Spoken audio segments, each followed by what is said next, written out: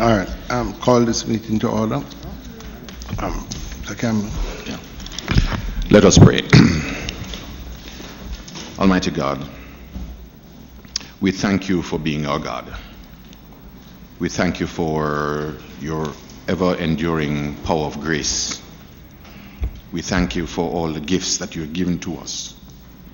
We ask that you remind us that we owe our being to you, and all that we do should be done to your honor and your glory.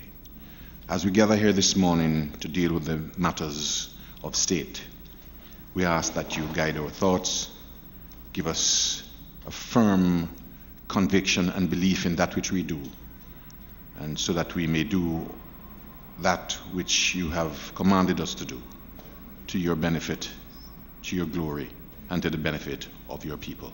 We ask these mercies in your holy and precious name, through Jesus Christ, our Lord. Amen. Thank you. Thank you, Member Cameron. I have apologies from Dr. Dunn. Any other apologies? Okay. Just some housekeeping, members. We have the minutes of the meeting held on May the 1st. Are there any corrections? If not, I'd ask someone to move for confirmation. Member Paulwell, Member Vaz. Thank you. All right. Members, today we have before us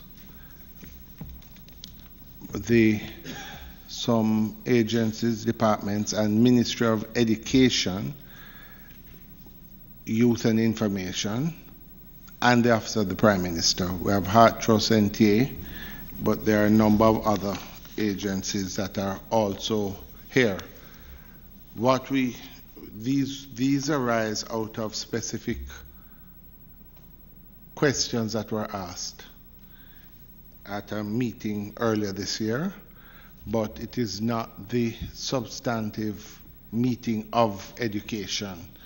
We have not gotten the full report from the Ministry of Education. We had indicated that after this meeting we would take the Ministry of Labor in its entirety and then come back to the Ministry of Education with its fulsome report at that point in time. So if there are no other matters arising, I would ask we allow the invitees to enter the chamber. Sir, I know you know the people already. This is a list of the people attending. I've underlined the various institutions. Yeah.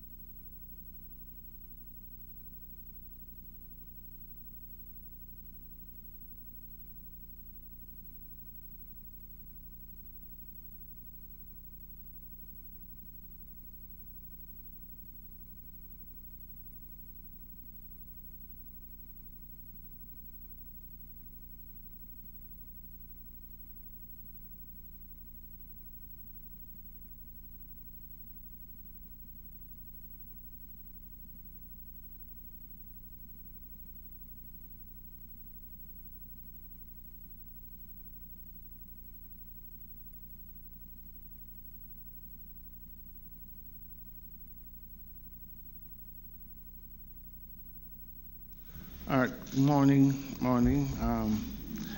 Yes, we have here both the Ministry of Education, Youth and Information, and is it the Office of the Prime Minister, or as opposed to,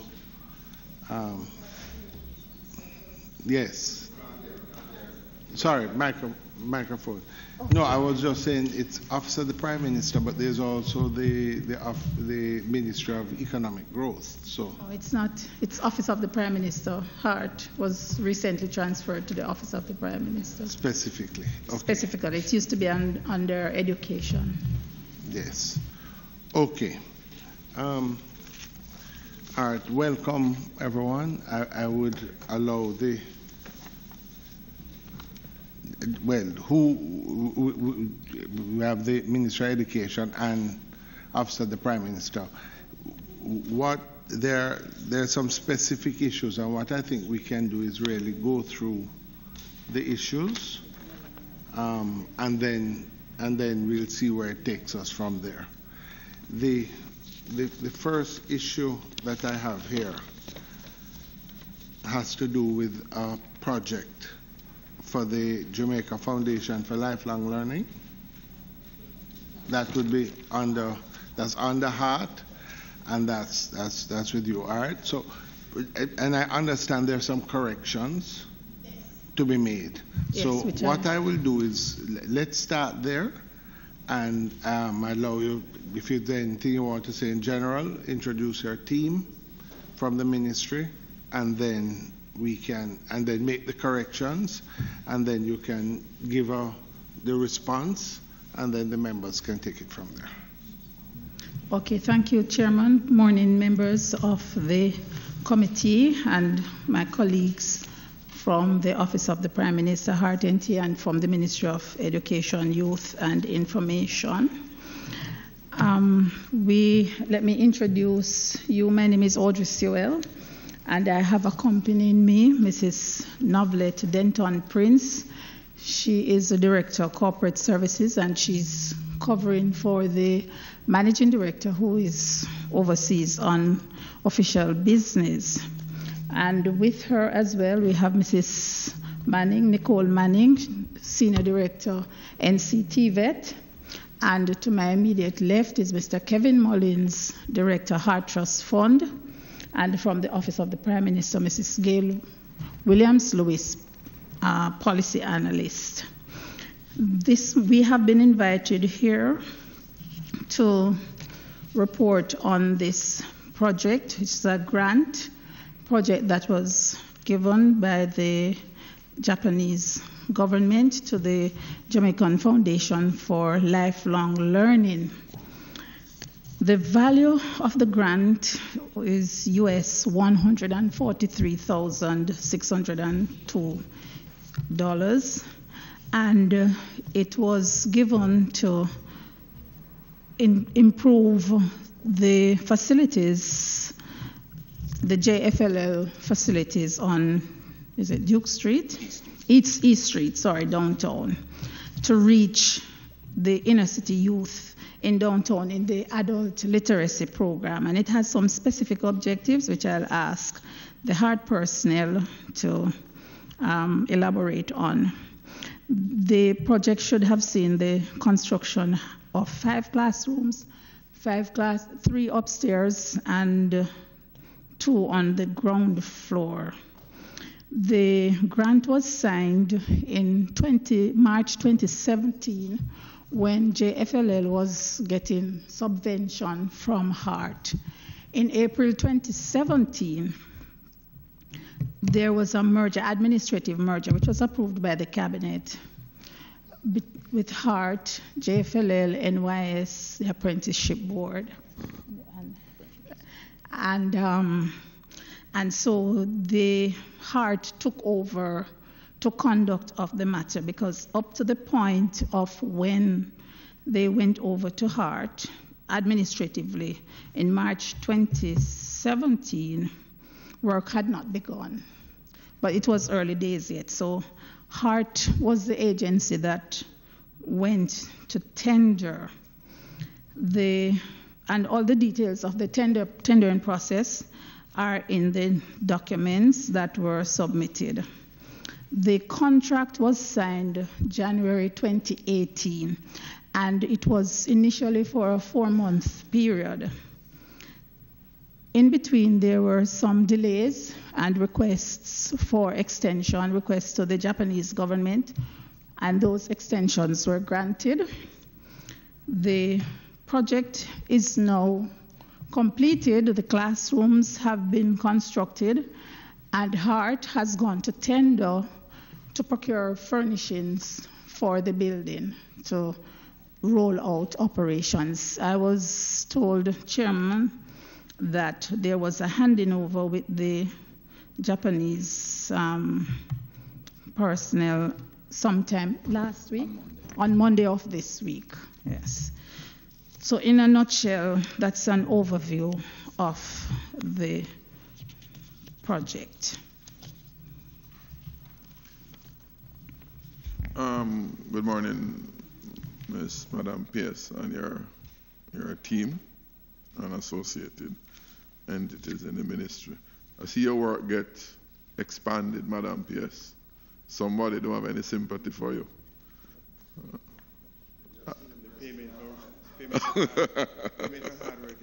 Well, welcome back, Madam Pierce, to your usual place. Yeah. I really want to have a sense of we all know the lifelong learning is a transition from the JAMAL program, which is to provide primarily adult education, persons who have not made it or either never had the opportunity or messed up with the opportunity they provided going through the secondary and in some instances even secondary, primary and secondary levels. As a member of parliament, I have to deal with those realities in my own constituency with persons who just not prepared in a position to move up. And that's give the value, points to the value of the program. And my experience, I think, is replicated all over the country. I wanted to have a sense of where we were going with this program, right? You have your community colleges here. Mine in Portmore is here too. And I want to transition young people to higher levels of training, but they need to get to certain minimal literacy and numeracy levels in order to make use of the opportunities that we provide. So this one project, from what you have given in a capsule, was just for that one location. Just for that one location. I would love, if Chairman's permission, a general overview of what happens across the country in terms of Jamaica Lifelong Learning Program, or what the demands are, right? I would presume, well, I don't know if it is in your, SDC is not with you, but one of the deficiencies we have, well, I mentioned SDC because SDC over the years have done some community profiles in terms of assessing where, that's how we determine the number of unattached young people, community by community.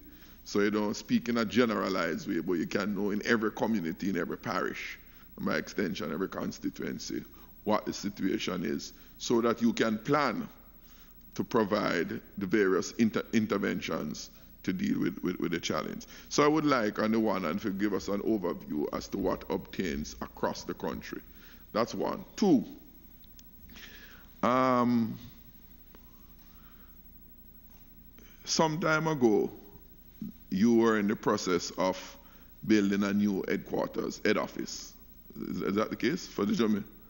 For your HART? No, not HART. Jamaica Lifelong Learning. Okay. Because I remember at one previous meeting, it came to our attention, you had some monies on an investment portfolio Initially, it was at least up to 2016, it was somewhere about $80 million. And it has subsequently gone up to over $160 million. One, I think is BNS. You had most of those funds invested in, and NCB was one of the other institutions you have that invested in. It's now about $160 million. One, what has become of those funds that the institution had or has? Well, let me start there. Where are we with those funds? We'll come back to the overview after. Yes. Because this has passed to it. For the overview, though, I'm going to ask Mrs. Manning to address that in terms of where we're at. But generally speaking, though, you are aware of the impending merger with all the agencies. Right now, we have a bill here tabled to see to that, and one of the objectives is to see for a more seamless movement of persons throughout the system. There's no detachment, so you move from one to the other to the other. And they are looking at how to expand access for persons that you have said and that we know have been detached from the formal system. Mrs. Manning will elaborate on that. So that is one of the key objectives, how to increase access to those persons. And even this project, one of the objectives is at least 95% functional literacy of trainees, and it is to move them from one level to the other. Ultimately, it should leave the system with at least 5 CXC passes. In terms of the headquarters, I know that when the merger took place, Hart did a spatial analysis, and I don't think it is on the table again in terms of the construction of a headquarters for JFLL. Sorry, repeat that as well. A spatial analysis was done in terms of the needs for various spaces, and I don't think it is on the drawing board anymore to construct a new headquarters for JFLL. So that is shelved? As far as I'm aware. Sorry, go ahead. What has become of the funds? In terms of yes, I was getting to that. Okay. Mr. Mullins is the financial person at Hart, and I don't know if he has the details, but he can speak. Okay. Good morning. All right, in terms of the spatial analysis, firstly, that was done. We're looking at putting up, doing some form of construction, but not a head office, but actually a central location to facilitate consolidation of all the operations for the merged entity, NYS, JFLL. All of that will be consolidated at the Camp Road facility. We would have had the winding up of JFLL at the end of January, which we are now finalizing those matters. So with the winding up in the assets that are now held by the Jamaica Foundation for Lifelong Learning would be essentially transferred. Assets and liabilities will be transferred to the Hart Trust NTA. I do not have the specifics on the bank account information at this time. That can be provided subsequent. Winding up Jamaica Foundation for Lifelong Learning as a limited liability company. Yes. But it has been wound up in January, you said. Yes. But you're continuing it as what? As a what is it being referred to thereafter? Okay. I will allow my colleague to speak specifically on the operations, but what the intention is that the functions now carried out by JFLL, and one of the primary programs will be the high school diploma equivalency program, which is a very important program for us. That one we will be promulgating that. And what we have also done with the integration is that we now have a seamless transition between the adult literacy programs, where the persons enter that program and then matriculate into hard programs. So it has become No, sorry, let us try and follow you. The high school equivalency program, one of the key programs for JFLL. Yes. Yeah, you're going to keep that. Yes. Yes. Definitely. Okay. And the other one, which would be below that, the adult literacy, that continues as well.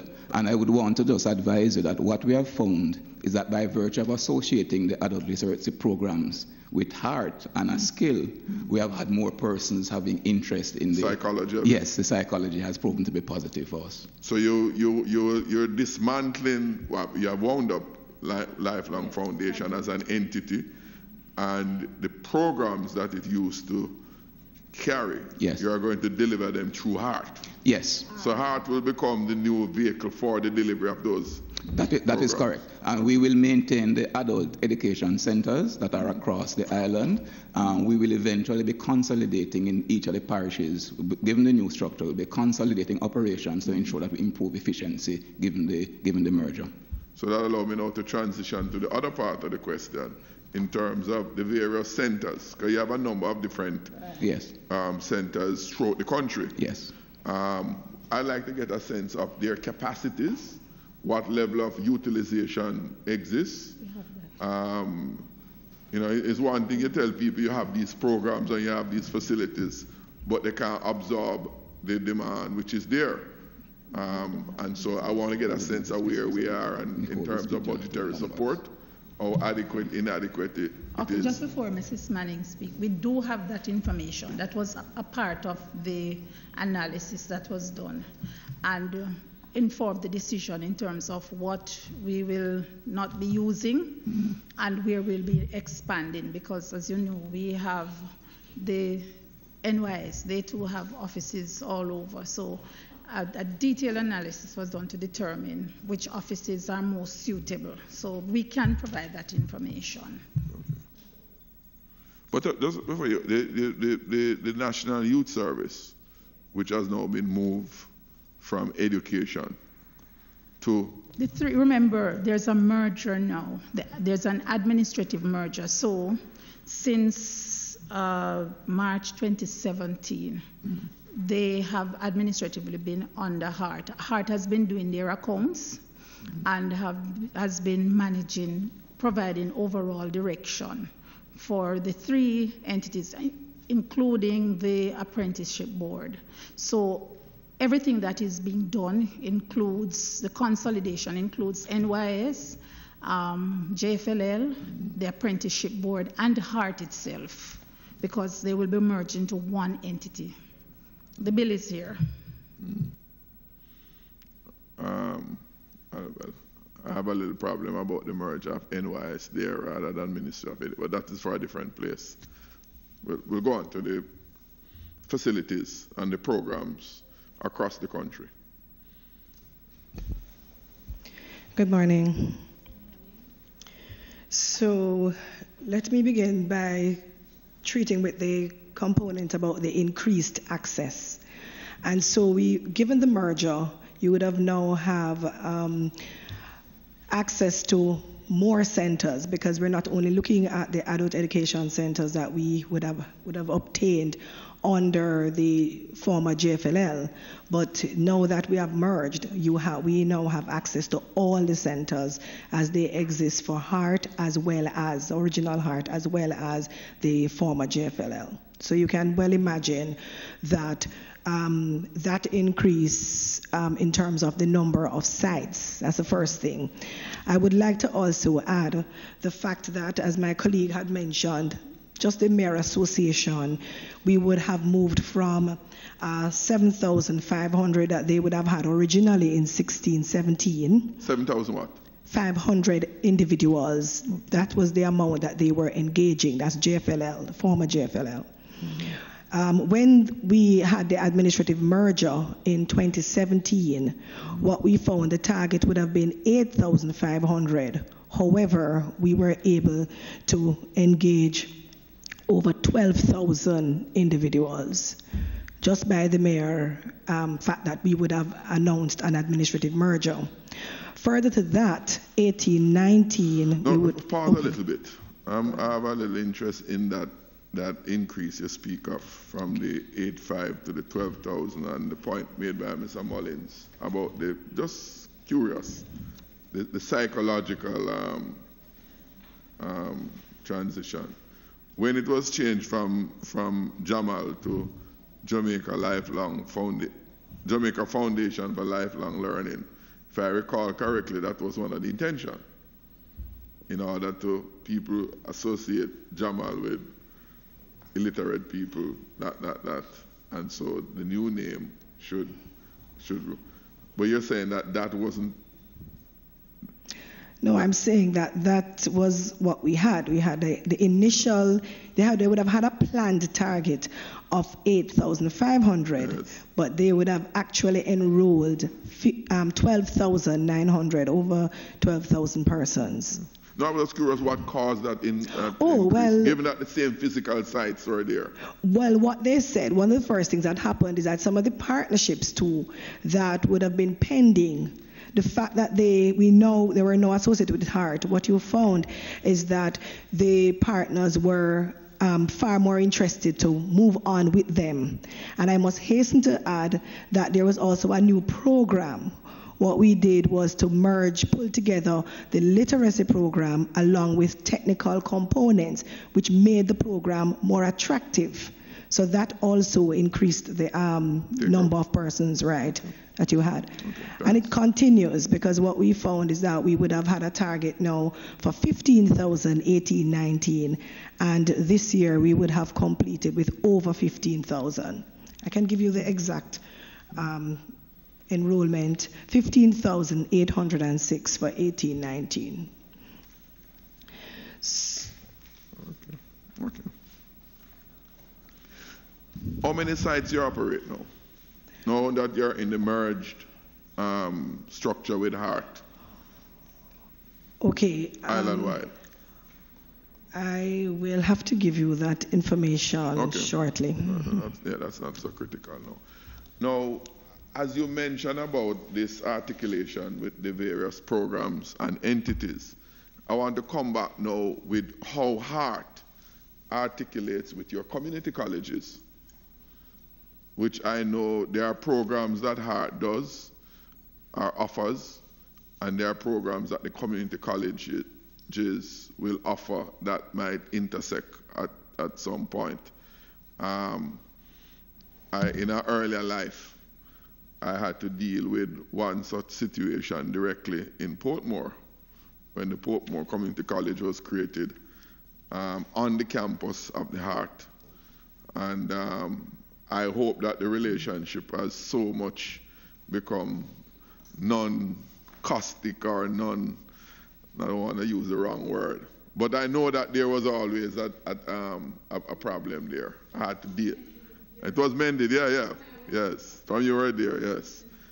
But come now to the programs that HEART offers, that the community college may also offer. How do you, is there any issue there? That's essentially what I want to get to. Nobody use Portmore as a reference, so I only refer to it because I had a closer relationship with that one. No, I would not say that there are any issues, because what we have sought to do is to look at where there are similarities. I would imagine that there is an awareness of what we now call the National Qualification Framework of Jamaica. And that framework allows us to look at equivalences of programs.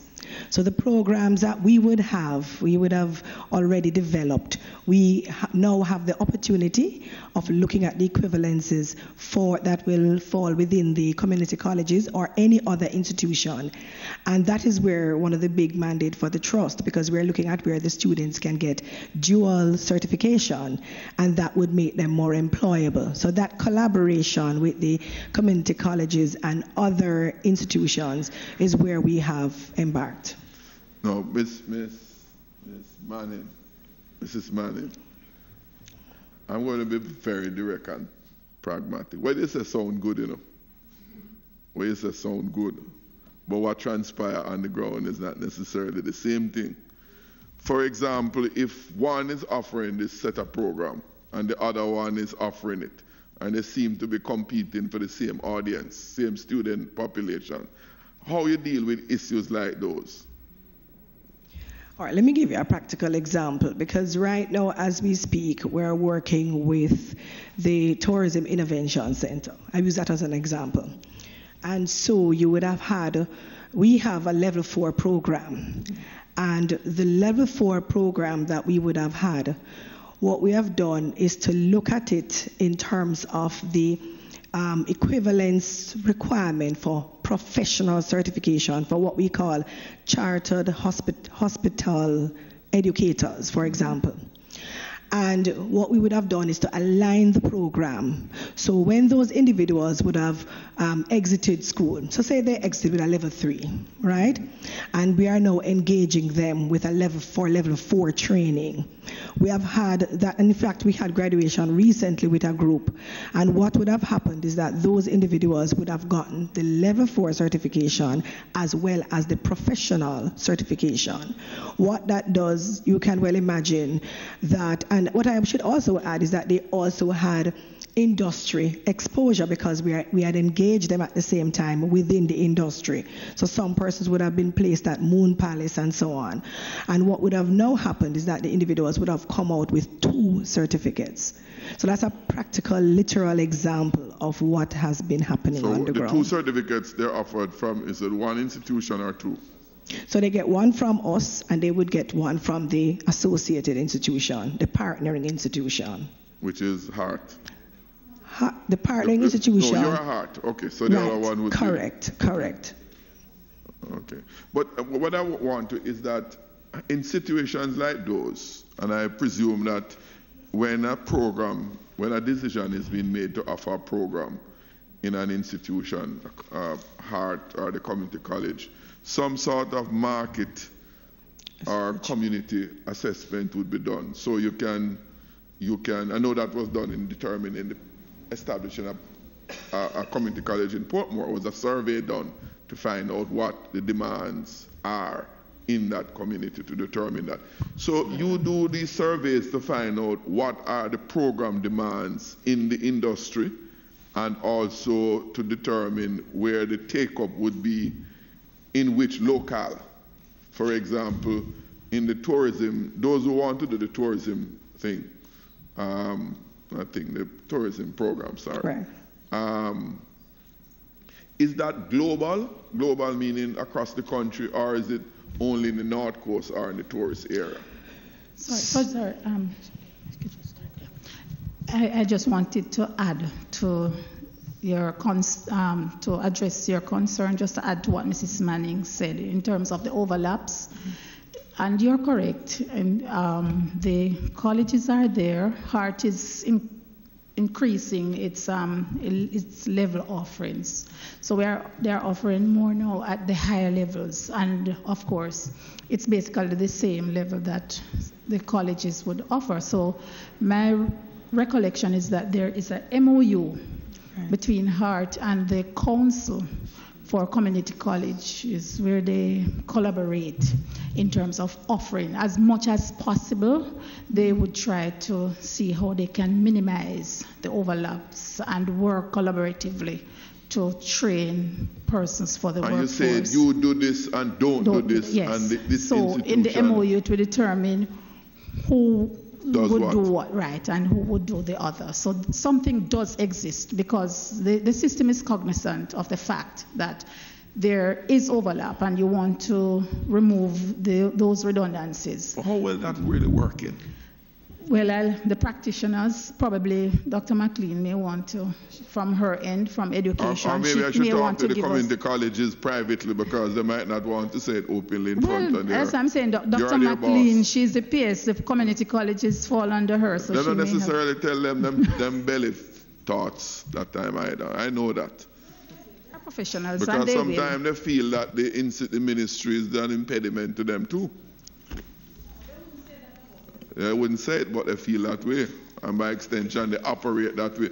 Miss Swale, I operate on the ground, you know. I talk to people out there. That's why many times I say I don't listen to what I hear in here. I go out there. If they don't talk where it matters, you're not going to address the problem. Some of them don't talk because they feel them don't get anywhere. Right, so the problem will continue. Yeah. So we just have to learn as No, professionals. I got to the part, that's when I press the question, yeah. is that I really want to get to, because I know that that disconnect does exist.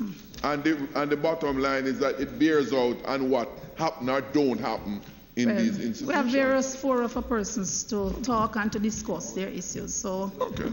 I mean, which is what you want, you know. Okay. Okay, so you're saying that the articulation is working well in summary. I did not say that, sir. I didn't say that. I say, though, that there is a recognition for the need for the entities to work together. Yeah. And there is something in place. And I was just told that they are currently reviewing that kind of arrangement now. Okay. Okay. That kind of helped me to where we are with that. Member Jackson, I have Member Stewart wanted your Sure. Those two questions have been yeah. Member Stewart. Thank you very kindly, Chairman. Good morning, members, colleagues. Heart. I have a challenge as it relates to the programs that are offered by Heart. I have here listed, when I did my research, 7 such programs: absorptive capacity, workforce development program, training opportunity program, National Service Corps, community training intervention program, apprenticeship program, unattached youth program. And I think there may be others. And as Mr. Jackson said, Member Jackson said, there is a massive overlapping of these programs. I want to find, I have a number of questions here, how many students are currently participating in these programs? There seems to be a lack of capacity in terms of the training facilities, because I know of persons who have applied for the program from last year and they have not been able to get in. My constituency of South Manchester, we had a massive launch where we had 200 young people at Newport on the 15th of January. And since then, we have not had one of the students in an institution. The students are frustrated. The entire constituency is frustrated because we hear about these programs being bandied about and nothing is being done to expedite the training program. We are hearing that the capacity, we don't have space for these training for these young people. What is happening? I understand also that in some cases, some students travel to these centers on a daily basis, traveling miles, borrowing taxi fares, and no classes are held. It doesn't look good at all. Not necessarily Newport. I'm hearing it from other centers across the island. Name the centers. No, Chairman, I seek your protection from this gentleman here. So that you can address it. That's all the Please, member. You don't force me for that. He mentioned one, Newport, but I think, and what we're trying to do, hold on, please, member, please, member, what we're trying to do is to seek some information. Now, if they don't have the information, then we move forward. But I don't. Mr. Chairman, I don't want to even agree with that. You know why? Because the member said that he has been hearing or getting information. If he, as a responsible person, getting that information, I suspect that, or it is my opinion, that he would at least collect as much as possible to name a center. He did mention Newport. Permanent Secretary reiterate and ask if that is the name, and he said no. Oh, I didn't hear that. So he needs to say to the Permanent Secretary who has responsibility so that she will now carry out an investigation into the named institute. All right. I will not name the centers, and I don't want your intervention at all, sir. You will have your own intervention. No, you can't tell me that you don't need my intervention. We are here to deliberate. Please, I am saying we are here to deliberate. And members. Mr. Chairman, sir, yeah, but if he's not willing to name the institution, then how is it that he expects the Permanent Secretary to do her job? She just go all over Jamaica and start an investigation? No, he has to be more responsible than that.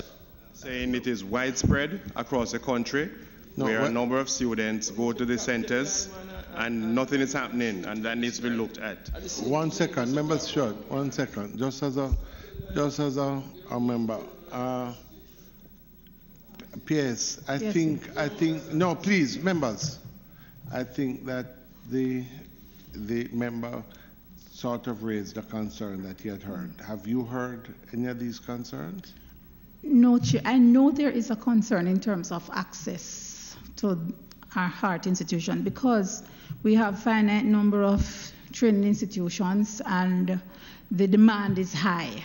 And this is why Heart, we spoke earlier about collaboration, partnerships. Heart has extended itself to collaborate with other training institutions, training facilities, training programs to broaden, expand the access.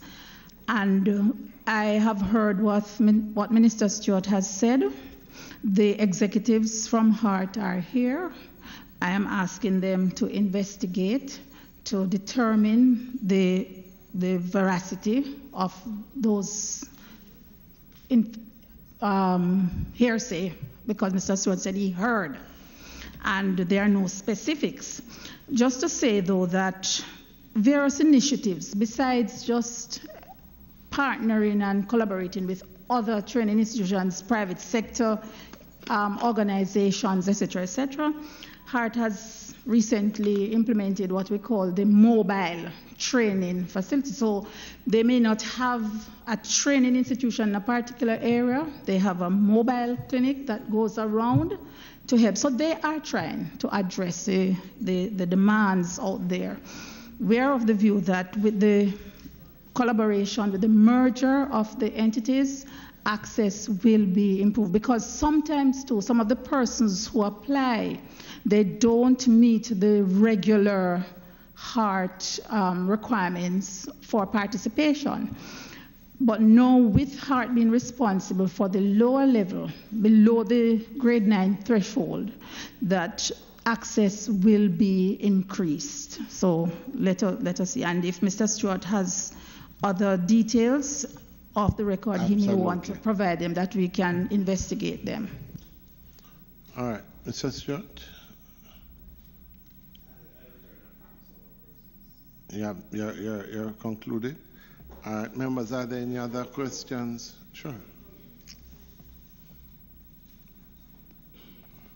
With regards to the merger, what impact does the merger have on your human resource in terms of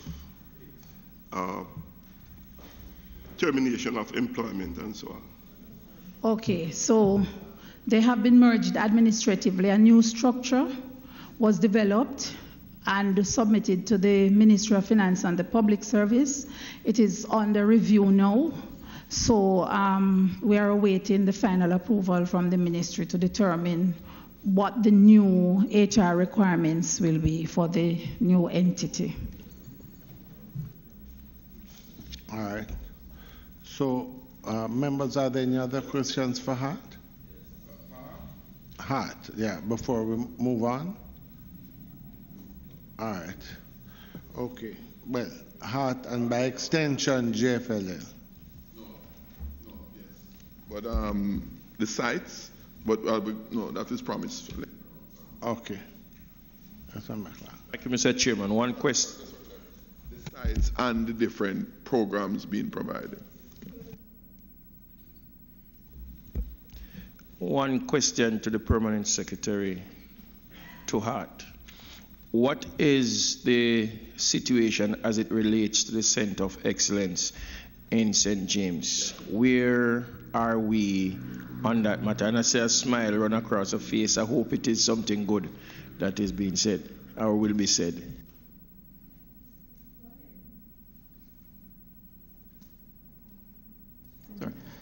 Good morning again. Are you talking about the Glen Devon Center of Excellence? Yes, it is operating. It's tied to our Granville Vocational Training Institute, but it is in operation now. We can get you the information in terms of the numbers enrolled, but it is actively.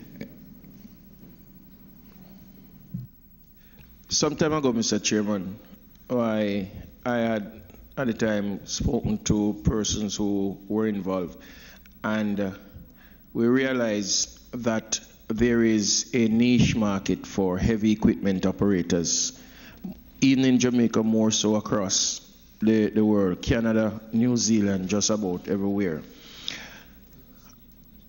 Is there any way that HEART can partner with heavy equipment operators companies to train youngsters for the export market just the same?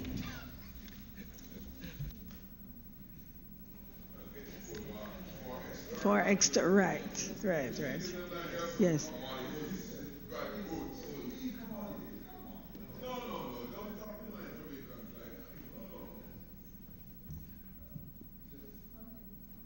So just to respond, yes, that's as PS had said earlier, the partnership strategy is what we're keenly looking at, and that is one of the areas that the labor market research would have identified.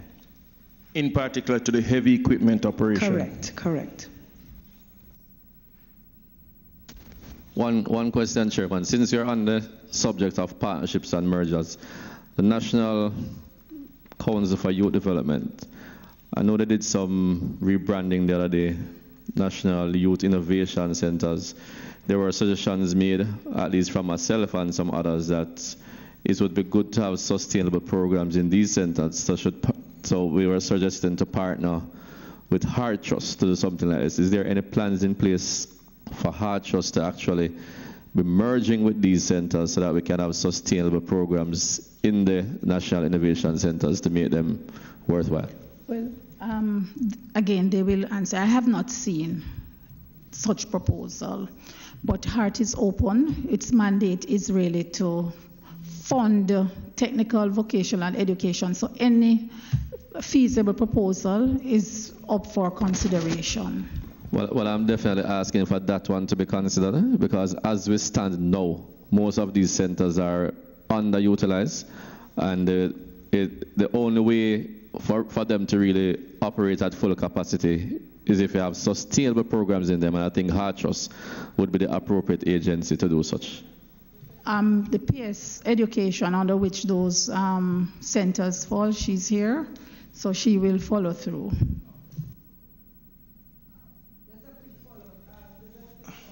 Sorry to be late. Just a follow-up, remember. Just a quick follow-up.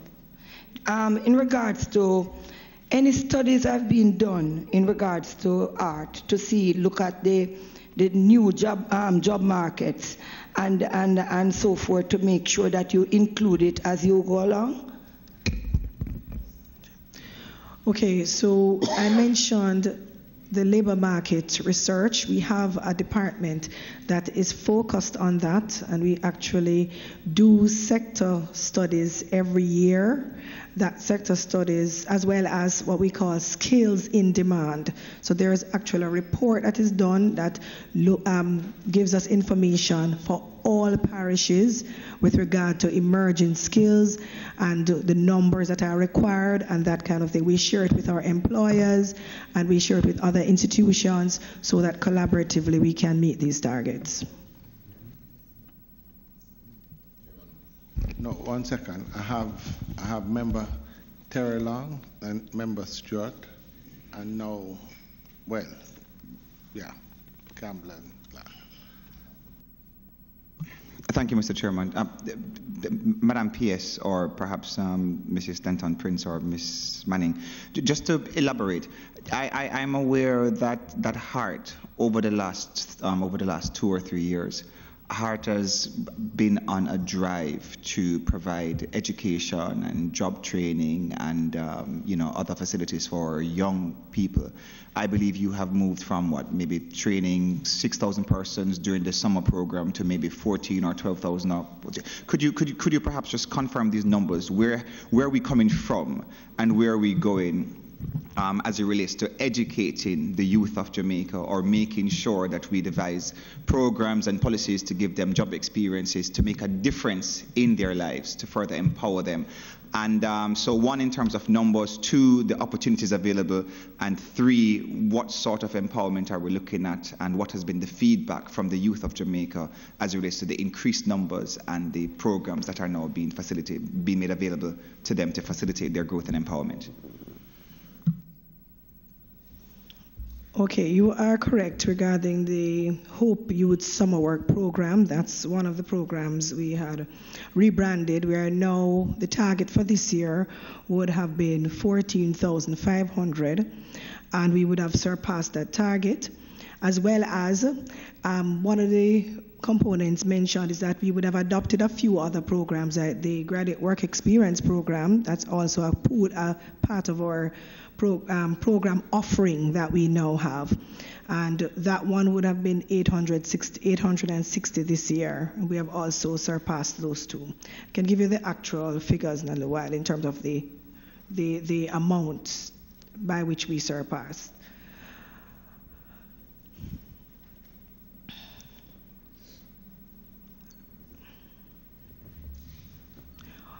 Okay, so in relation to the placement, as I mentioned about the Hope Youth Summer Work Program and the Graduate Work Experience, so we are at a total of 21,112 in total. That would have included the Hope Youth Summer Work Program, the Graduate Work Experience Program, and I must add the Empowerment Program. That's where we deal with the individuals with mild intellectual disability. That's a group, and I must say that we would have started doing, they used to do only one cohort per year, but we are now going to be doing 2 cohorts per year to treat with more persons. Excellent.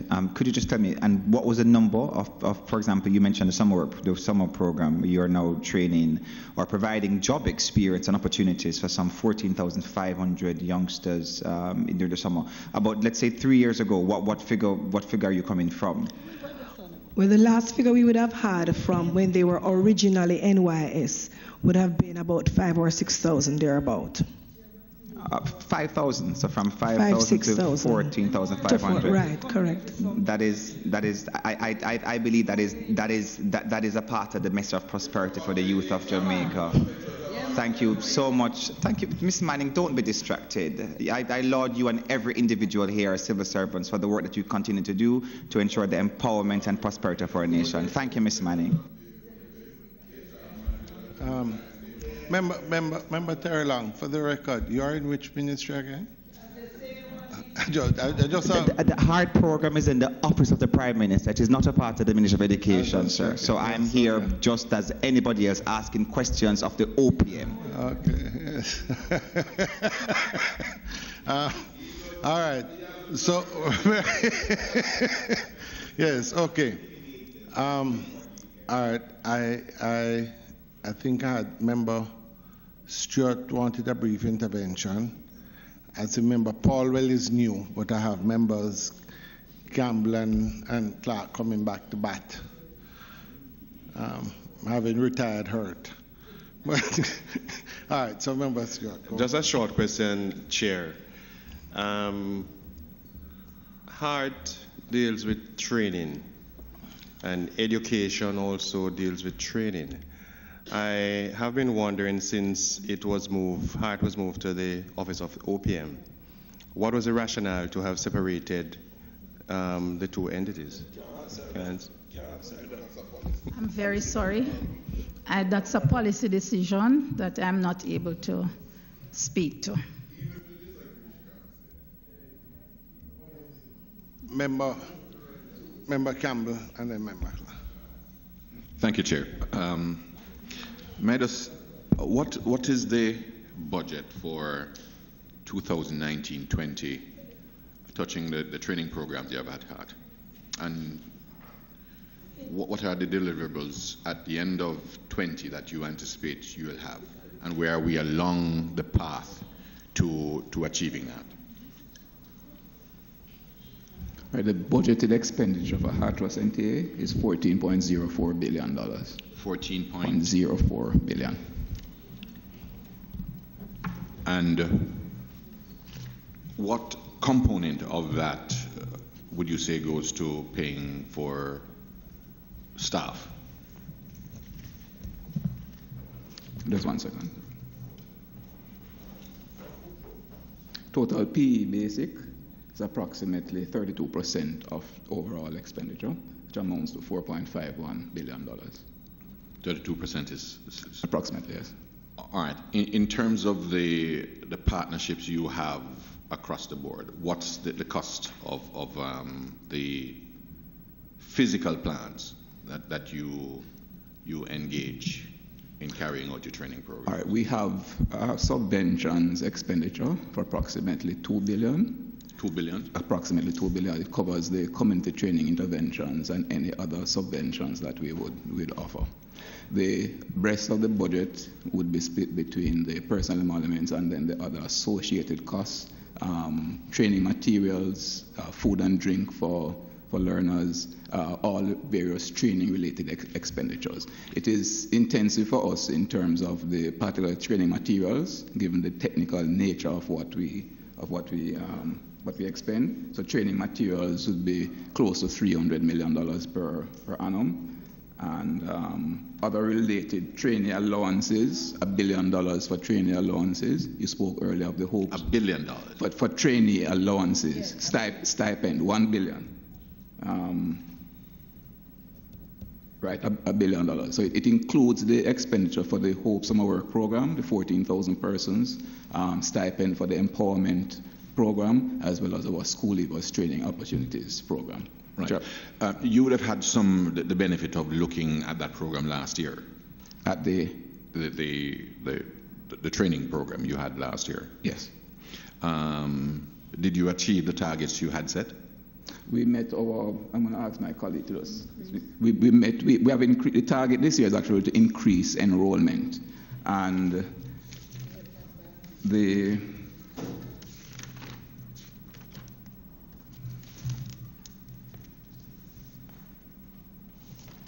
just a second, sir.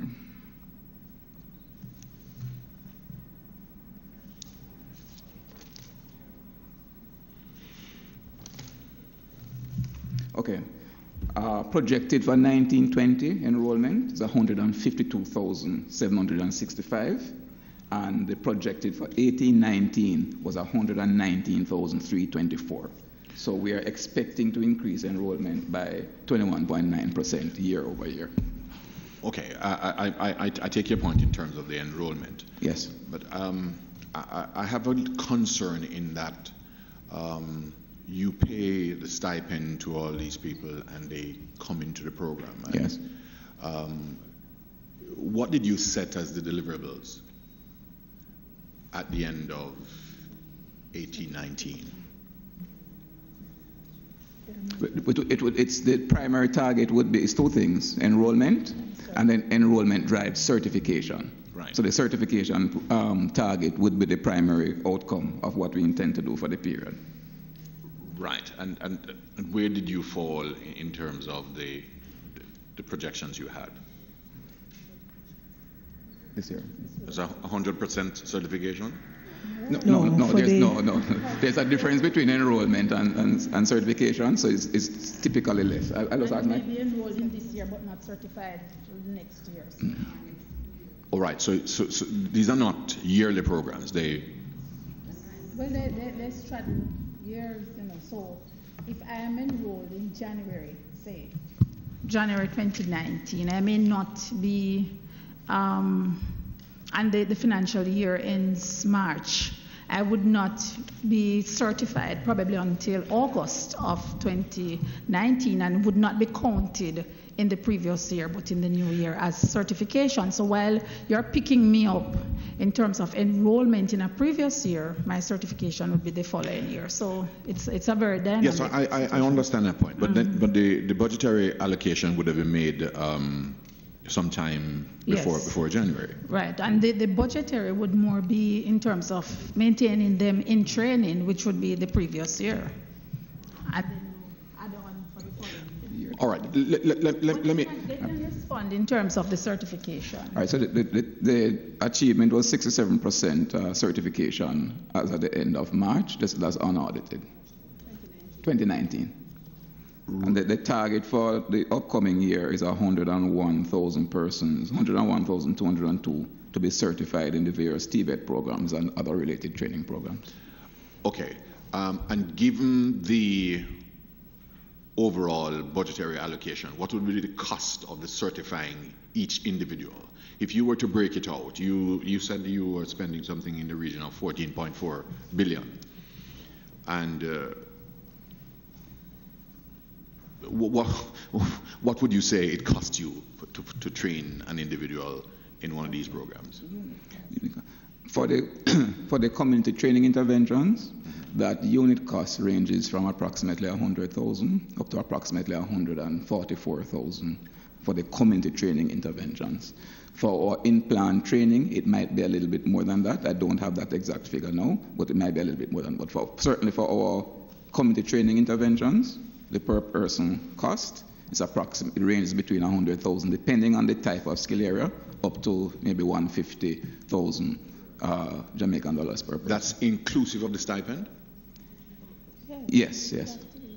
So tell me what is the actual cost? I mean, do you have any idea as to what it is, aside from the stipend? Because I imagine over a 9-month period you pay a significant amount to, because that is what, something like $2,500 a week or it ranges. For the summer work program, it's $10,000 up to $10,000 depending on the level of the learner, and the actual other stipend programs are $2,500 per week. Right. So over 9 months, you're talking about $70,000. So the actual cost of the training materials and for the delivery of the program, you're saying that would be about $70,000? No, the unit cost I gave you a while ago, 150, is per person. So it would include the composite of all the costs, including the training materials, the instructional component, utilities, and rental. Right. And how does this, have you had any reason to compare those with the regional cost of certifying individuals? Have you done any analysis to point as to whether we are being efficient in terms of our training programs? You're talking regionally in terms of within Jamaica or within the Caribbean? Well, let's take firstly in the Caribbean region. All right, no, we haven't yet benchmarked, and that is something that we would need to expand on the benchmarking. Other Caribbean institutions that offer the training like we do, it doesn't. You don't. Well, let's move further afield then, into areas where they have well, I suppose those costs will be slightly different if we go to Europe or North America. So I think that the benchmarking would be important, because we certainly don't want. I have a concern that we have these programs in the non-traditional high schools. Right. And we have far too many of those persons who are sort of graduating. We set aside funds to train them at the high schools. Yes. They leave sometimes ill-equipped, and then they come into these programs. And I'm not sure that we are maximizing our returns. I mean, I'm a little uncomfortable putting it this way, because I know that people learn at different rates, and all kinds of factors sort of come into the mix. But our role right here is to make sure that what we are getting for the tax dollar is in fact at its highest level, and I think we ought to go to the point where we are actually determining whether or not we are getting the best results for the inputs we're making. Thank you. All right. Member Clark, I think you have a brief intervention, and then Member Paulwell. Yes, unfortunately. I wonder why you say unfortunately, Mr. Chairman. But notwithstanding, Mr. Chairman, let me say how appreciative we are from my constituency for Hart, who have been doing a yeoman's job with what they have got. I know that you really need more, right? You would want to have more. But Mr. Chairman, my argument is, what can we do to incentivize more the youngsters that we really want to reach, which is the unattached or those in the CAP program, to make it. Because as one unknown writer say, a rich country is a country that is educated. And therefore, if we want to reach to that point, then we have to find as best as possible many more ways to educate our nation. One thing I'm going to ask, Mr. Chairman, is to Permanent Secretary and Representative Hart. Is it that we have stopped short where Hart is concerned? I know you do the recruitment to come into the institution, you do the training, and you're certified. But can we find a way to add one more department to it, which is the recruitment for the external working market? Well, we don't discriminate in terms of recruitment. What we are committed to doing, as Mrs. Manning just said, is to look at adding programs based on the market demands. And you have made a suggestion, and she has committed to looking at it to see how they can provide that service. But bear in mind that several inputs go into developing a program, and one have to establish there is a real demand, and sometimes you have to look at doing some rationalization to see what are we going to de-emphasize to bring on a new program. So we will look at it, but we don't really need a new recruitment department to do that. We have a structure for recruitment that recruits across all programs.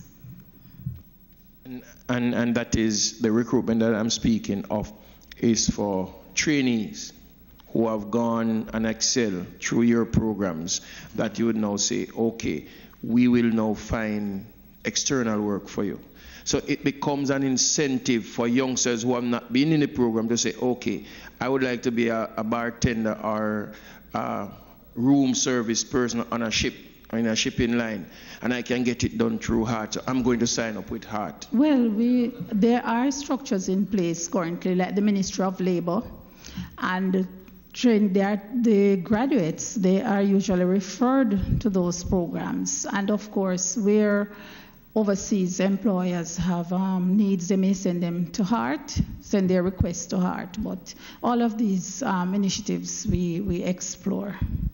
What I found, Madam Secretary, Permanent Secretary, is that there's no advertisement better than a man saying it from his mouth. So we can pay for whatever we want to, but the best one is when somebody recommends a situation.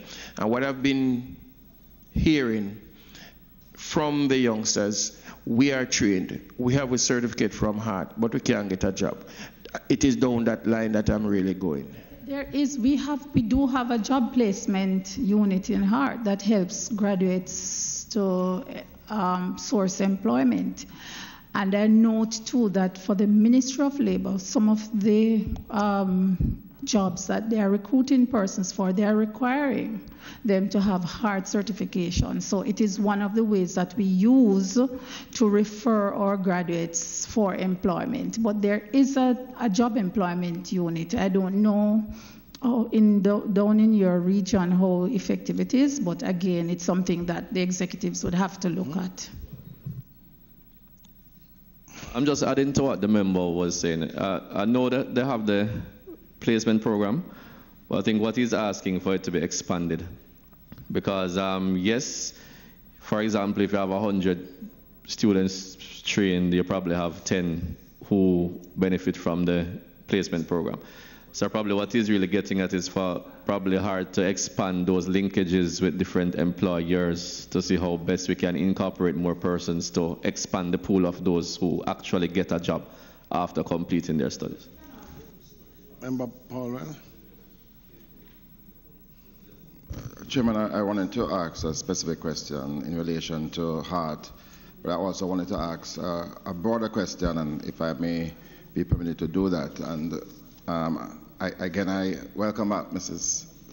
Sewell. The last time we departed, we wish you well because you had divested, the Prime Minister had relieved the OPM of the Ministry of SET. Right. Oh, he did listen to me. Probably. And And we're happy that there's a minister now, and given the focus, especially for energy, which is the portfolio I follow. I want to ask, because again, you're not responsible for policy, but in relation to the Ministry of Education and where it now falls, I'm trying to understand the role of the Prime Minister and the role of Minister Samuda as the person who I gather has the oversight. Chairman, this is a ministry that does require active support and functioning of a minister. Who is the Minister of Education? It was gazetted that the Prime Minister is the Minister of Education. Right. And Minister Samuda is the Minister without portfolio in the Ministry of Education, Youth and Information. Yes, and I'm just trying to understand how that works, because I know that the minister's signature is so crucial to so many matters involving the work of the ministry. So has that responsibility been delegated, or is the Prime Minister required to sign everything to do with the ministry that the minister has to sign? Well, I can't speak to the administrative arrangements between Minister Samuda and the Prime Minister. That's something that they would have worked out. I don't know what that arrangement is, because education is not under my portfolio. So I'm not sure, but from what I observe, the arrangement is similar to what obtained when Minister Samuda was at Economic Growth and Job Creation. There are some things that are the responsibility of the portfolio minister, and it appears as if the arrangement is similar. So the Prime Minister is the Minister of Education, as he is the Minister of Economic Growth and Job Creation. Is Mr. Samuda physically at the Ministry of Education? He is. Yeah. All right. Yes, I'm looking forward again to your being divested of such matters. And I really want to commend the Permanent Secretary in the Ministry of Education, because I know her to be quite a good professional. I want to ask in relation to HEART, are there any investigations going on there about anything from external sources? I just need to understand that, because you do hear things from time to time. Yes. I was told that nothing has come to my attention formally. But the managing director informed me, I think 2 weeks ago, that she had a visit from an agency where she wasn't sure initially what it was, but based on the questions that were asked of her, I figured it's an extension of a particular investigation that we have heard being reported in the media. What investigation is that, PS? Is that the former Minister of Education? There is an investigation going on. I've heard about some allegations. Nothing has come to me formally about investigations going on. I heard it in the media, and so I will leave it there. Okay.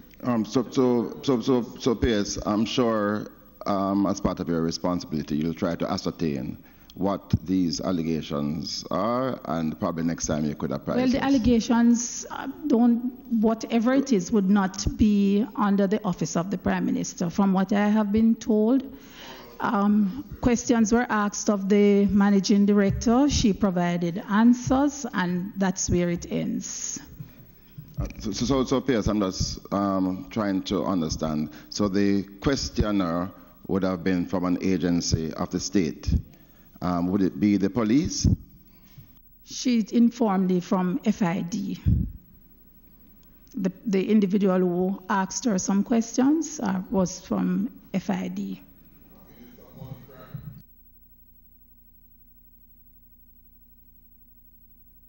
All right. So I'm sure the PS will provide us with better. But I have no further information to give, sir. I'm telling you, this is a telephone conversation I had with the managing director. Yes. When she was called for the appointment to be made, she informed me. She wasn't sure what was the matter about.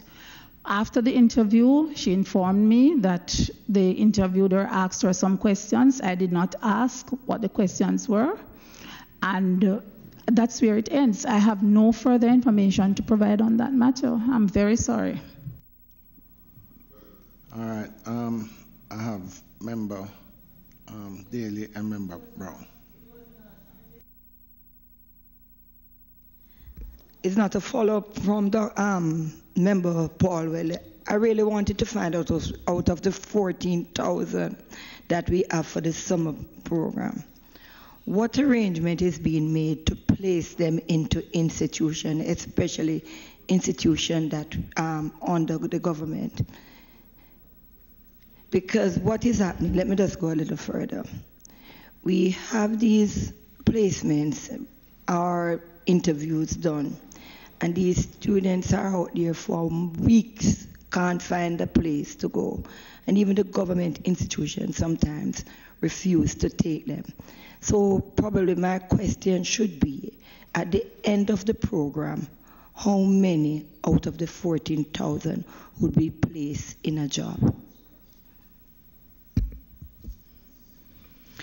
All right, so of the amount that we would have placed during the summer work program, remember the summer work program is a temporary employment. And I can give you the figures in terms of the permanent employment that is gained after the fact. But what I would want to add is the fact that we are, and my colleague noted, the strategy that we're using also is increased apprenticeship engagement, because the likelihood of those persons being employed in a permanent job is far greater. So that this employment of this strategy is expected to yield some more permanent numbers there. But I can give you the figure in relation to the number that we would have turned over from the Hope Youth Summer Work Program to permanent employment. Member Brown. Thank you, Mr. Chairman. Afternoon. Madam Pierce, from time to time, this request comes through my office. Read the identification, identifying the at-risk and attached youths. I presume a high percentage of these youths would have gone through the school system. What roles, maybe it's Madam Pierce, but what roles does the school play in identifying these youths and having them re-enrolled?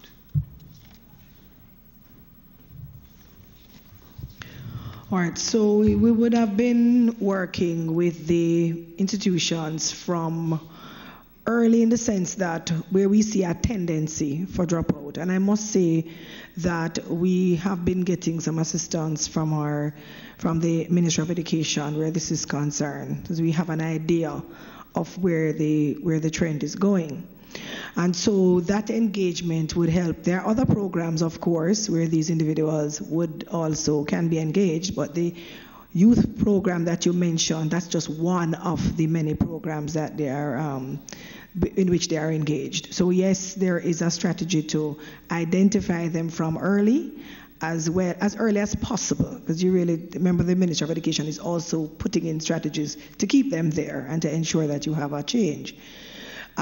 So yes, that's where we are. We have a way of making sure that the transition happens. Okay, you're okay. You're wrapping up now. Yeah, no, I want to. Yeah, we have the minister. Some other. Yes. I'll be very brisk. I'll be very brisk, Mr. Chairman. Madam Pierce, you're here, Ministry of Education. It has been on the news for a while in recent times. A couple of questions I have for you regarding the ministry. Following up on my colleague's question from East Kingston, is there any investigations taking place, criminal investigation taking place in the Ministry of Education? I am not aware, sir, of a criminal investigation taking place in the Ministry of Education, Youth and Information. But as PSUL has said, I learned in the media that there is an investigation that is taking place, I think as recent as last week. MOCA is not carrying out any investigation in the Ministry of Education at this time. Well, I will say that I have been interviewed a couple of times, and there are other members of staff who would have been requested, who they would have sought permission from me for them to be interviewed as well. By MOCA? By different agencies, sir. Which agencies? MOCA, Integrity Commission, who are they? Well, I can speak specifically to the Financial Investigative Division of the Ministry of Finance. What about MOCA? I am not able to speak specifically to MOCA. The team, I am not able to say if the team is usually broad-based, but I can't say that MOCA specifically has come to do any investigation. Specifically in Integrity Commission, have they? I am not aware of an investigation from the Integrity Commission, sir. Okay. Another aspect of the ministry activities that has been in the media for a while is CMU. Yes, sir. And we have the president here. I read in the newspaper, in this committee, we had incidents or occasions of. Well, all right. Yes. Let me just know. 1 second, member. Yes. I understand there was. Are there any other questions for Hart?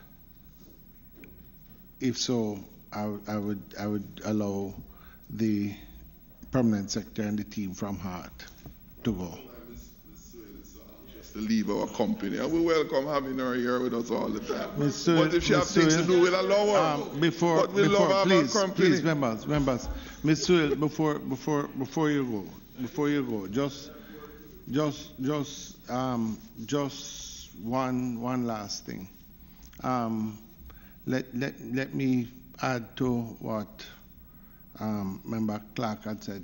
I've found working with the team from Hart that we've done a lot of work. They obviously are trying, and where we have also had some deficiency with facilities because we don't have enough, but we have been partnering out and done quite well. There are just two things that I would suggest. There's one element which we have dealt with mostly here is the unattached youth. And those programs are being developed and worked on. But there's another element of it that I think we have to pay some attention to. Over the years in Jamaica, we have a system almost of Prento. So you have people who work as electricians, them work as plumber. Some of them can do everything, but they have no certification. And one of the issues that we have is, for example, right now they're doing electrification of some communities in my constituencies. You have a lot of electricians that can do all the work, but at the end of the day, now they have to go to a man to certify.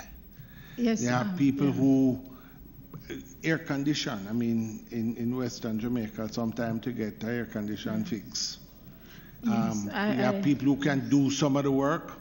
Now, the question of how we can target it, and this goes as far as just masons, and because a lot of the work that's taking place, even in the construction of the hotels, you find that a lot of them, when they're being taken on, people want certified people.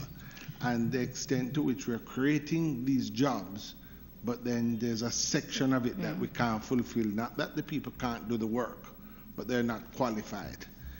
Yes. Now, I know there was a program, certainly from us back when I was in tourism, we had partnered with the Ministry of Tourism and Education to drive a program like this. Where are we at with it now?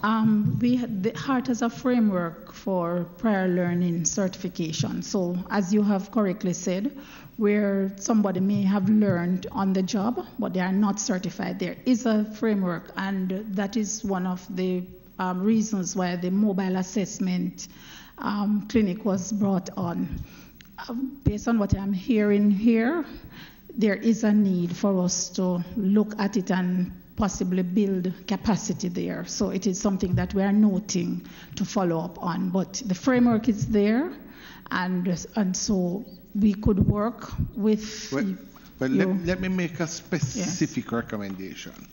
You see, as a member of parliament, as I said, we may have 5, 6 electricians that we work with, do the work, but would it not be that hard would say, put an advertisement out specifically for, say, electricians who have some experience but don't have the certification, come in and do this 1-year program, 6-month program, 3-month, whatever it is, and get certified so you actually have something that qualifies you.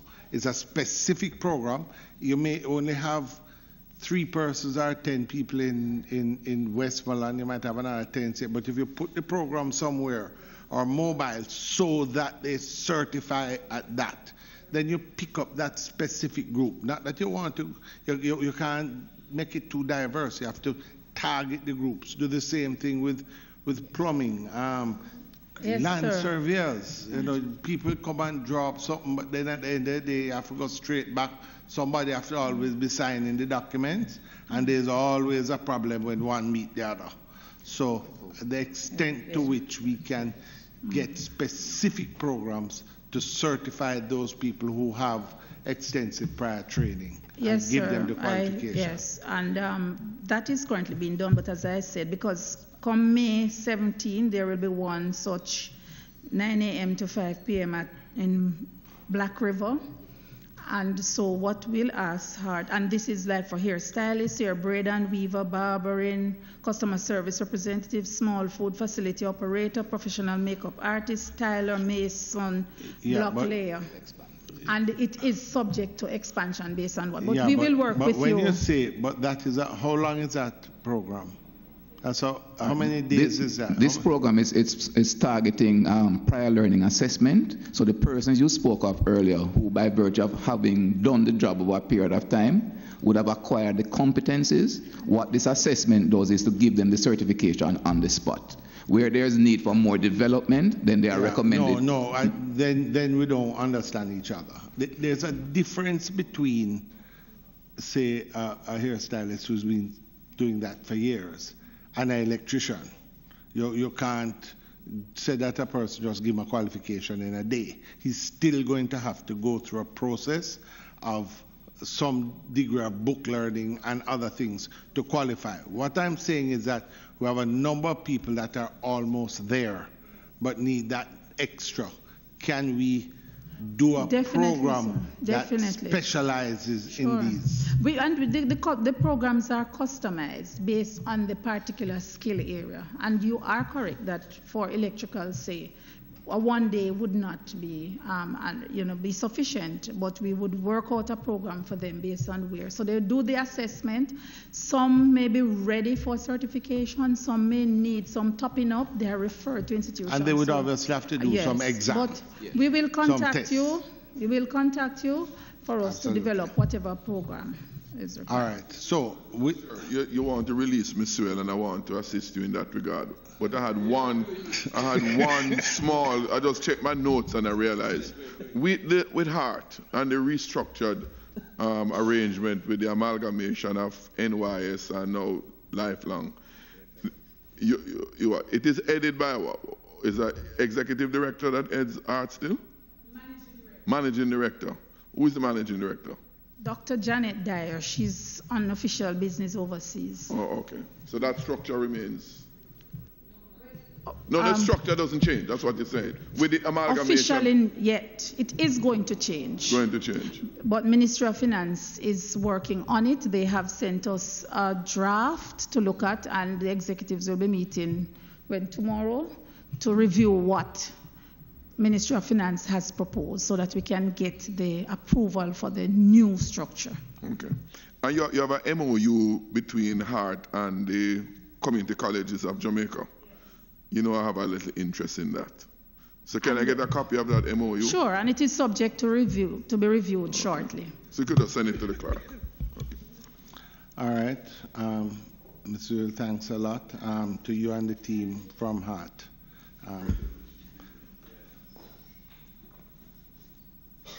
All right, so you may continue. Yes, Madam Pierce, Education.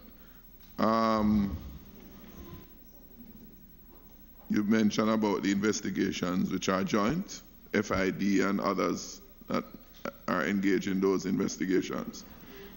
I will say, Member Jackson, that I am only familiar with FID, but there are different members of the team. So I am not able to say if they are from any other entity. Okay. Just before I go on to CMU, your Minister of Education resigned suddenly recently. You know why he resigned?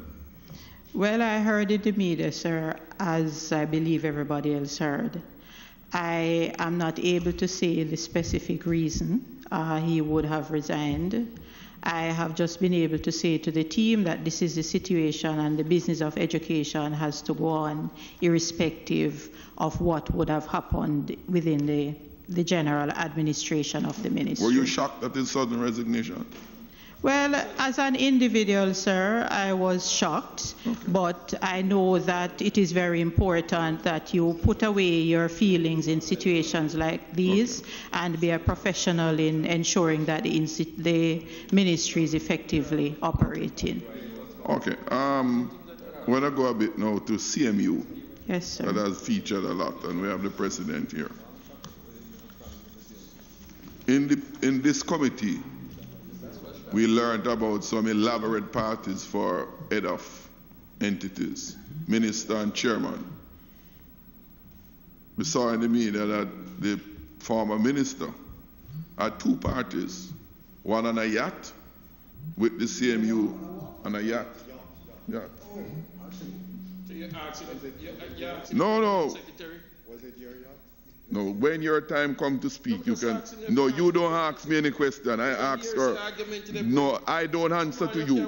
Mr. Chairman, this member must realize that he has no extra authority here. I know, and that's why I speak.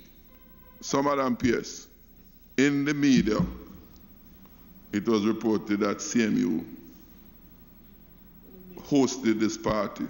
We had students there. I see pictures in the media bidding the yacht, Caribbean Queen, sailing off with the minister's party. Unless the media is misinforming us in the public. Question I have, was CMU a part of that birthday party in April 2017? What role the students played? 2, 3. Did the CMU paid for that party in part or in full? And if in part, what was the extent of that part? And then I'll ask another question after. So, member, if I may say, sir, that we have well, first let me say that CMU, as a new university, is guided by a council that is responsible for the governance arrangements of the institution, and under their act, the operational activities are executed by a president, and we have the president here, Dr. Fritz Pinnock. So I will allow him to answer those questions that you have asked, sir. Welcome, Dr. Pinnock. Thank you very much, Chairman. I don't know if that's working. Any better? Good. Yes. No,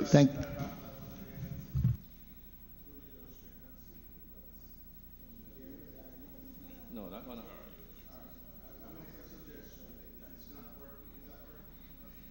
No.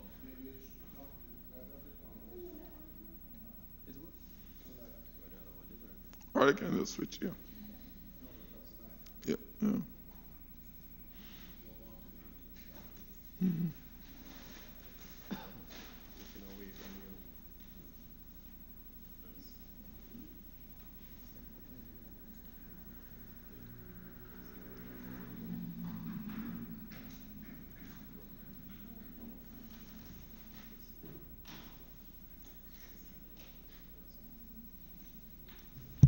Thank you very much, Chairman. Yes, Dr. Yes, member. just to state that equally I saw the report in the papers, and I will state categorically that CMU did not host any birthday parties for the minister. What you saw was an industry function which included members, all members of the tertiary sector. That were there? That were there, yes, sir. So CMU did not host any birthday parties for the minister. So the media misinformed the public. No, I read it in the media.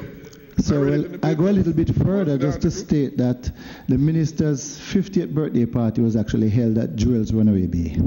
Okay. And that was also in the media before. So I was coming to that one, but you went ahead of me. Was it what? There might be 3. Oh, 3.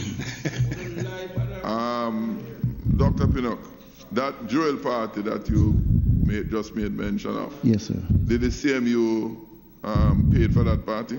Categorically no, sir. CMU do not pay for birthday parties. Okay. Well, I have Dr. Pinnock. Chairman, you recall that this committee had asked the Ministry of Finance to provide a list of consultants and advisors that they engage. At the Caribbean Maritime University, do you as president have any advisors to you? No, sir. That was another report that was put in here. I do not have any advisor to the president. There's none, sir. You have advisors to the university? One advisor, and that is Mr. O'Neill Lawrence. Okay. What capacity he advises? Well, just to report to you, may I just put something in context. The Caribbean Maritime University is a new university, and I see my member of parliament here. And we're about change and transformation. And let me say this, you'd have referred many a times to youth at risk programs. We have found that you have a new type of, quote and unquote, let me not put this very mild terms, individuals dealing with in society. They are not the norm. When we started with this program, under the CAP program with the Ministry of Education, Youth and Information in 2016, we found that we were using retired teachers who could not connect to the youngsters. Then we went for people in the coming out of teachers' colleges, they could not connect because there was a gap. So it was not until when we evaluated the program, we were finding that we have some hardcore challenges dealing with that most other tertiary institutions will run away from. We're not afraid to stand up to it, sir, because this is the mandate we got from this honorable house, right here, that we should treat to the young people of Jamaica, of which 70% of them we discard as unusable. But we have a group right now of 91 participants. Last week, one of them said to an associate vice president was passing and said to the youngster, "Are you okay?" And he said, "No, sir, I'm not okay." When he called him in his office, he was able to show him a phone that he was invited to go and do a hit job. This is the reality of what we are working with. And I'd like to say to the members, what we have found, that I didn't hear that. Could you repeat? A hit job. A what? Hit. Not a hit music, you know. He knows about those things in Mobile. So, I read about it in movies. All right. So just to tell you that this is what we are grappling with now within the education community. I'm saying academias in a traditional form are not trained and not equipped to deal with these. So what we're finding is that we have to now turn to politicians who know how to get these people out to vote.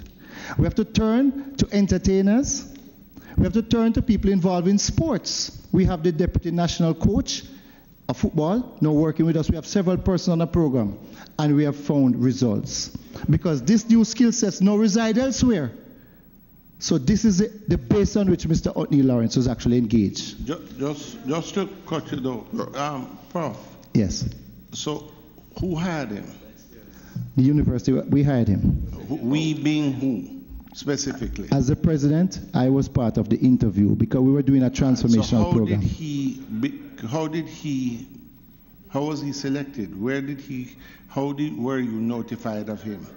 Well, in fact, I tell you this. Mr. O'Neill Lawrence applied to the university because, remember, we were under the Ministry of Transport and Mining before, which was housing and mining. Mr. O'Neill Lawrence was actually state minister in that ministry back in about 2011, 2012. So I knew him from then. So he just called and applied for No, a he job? applied for the job back in about December because he was in the employment market.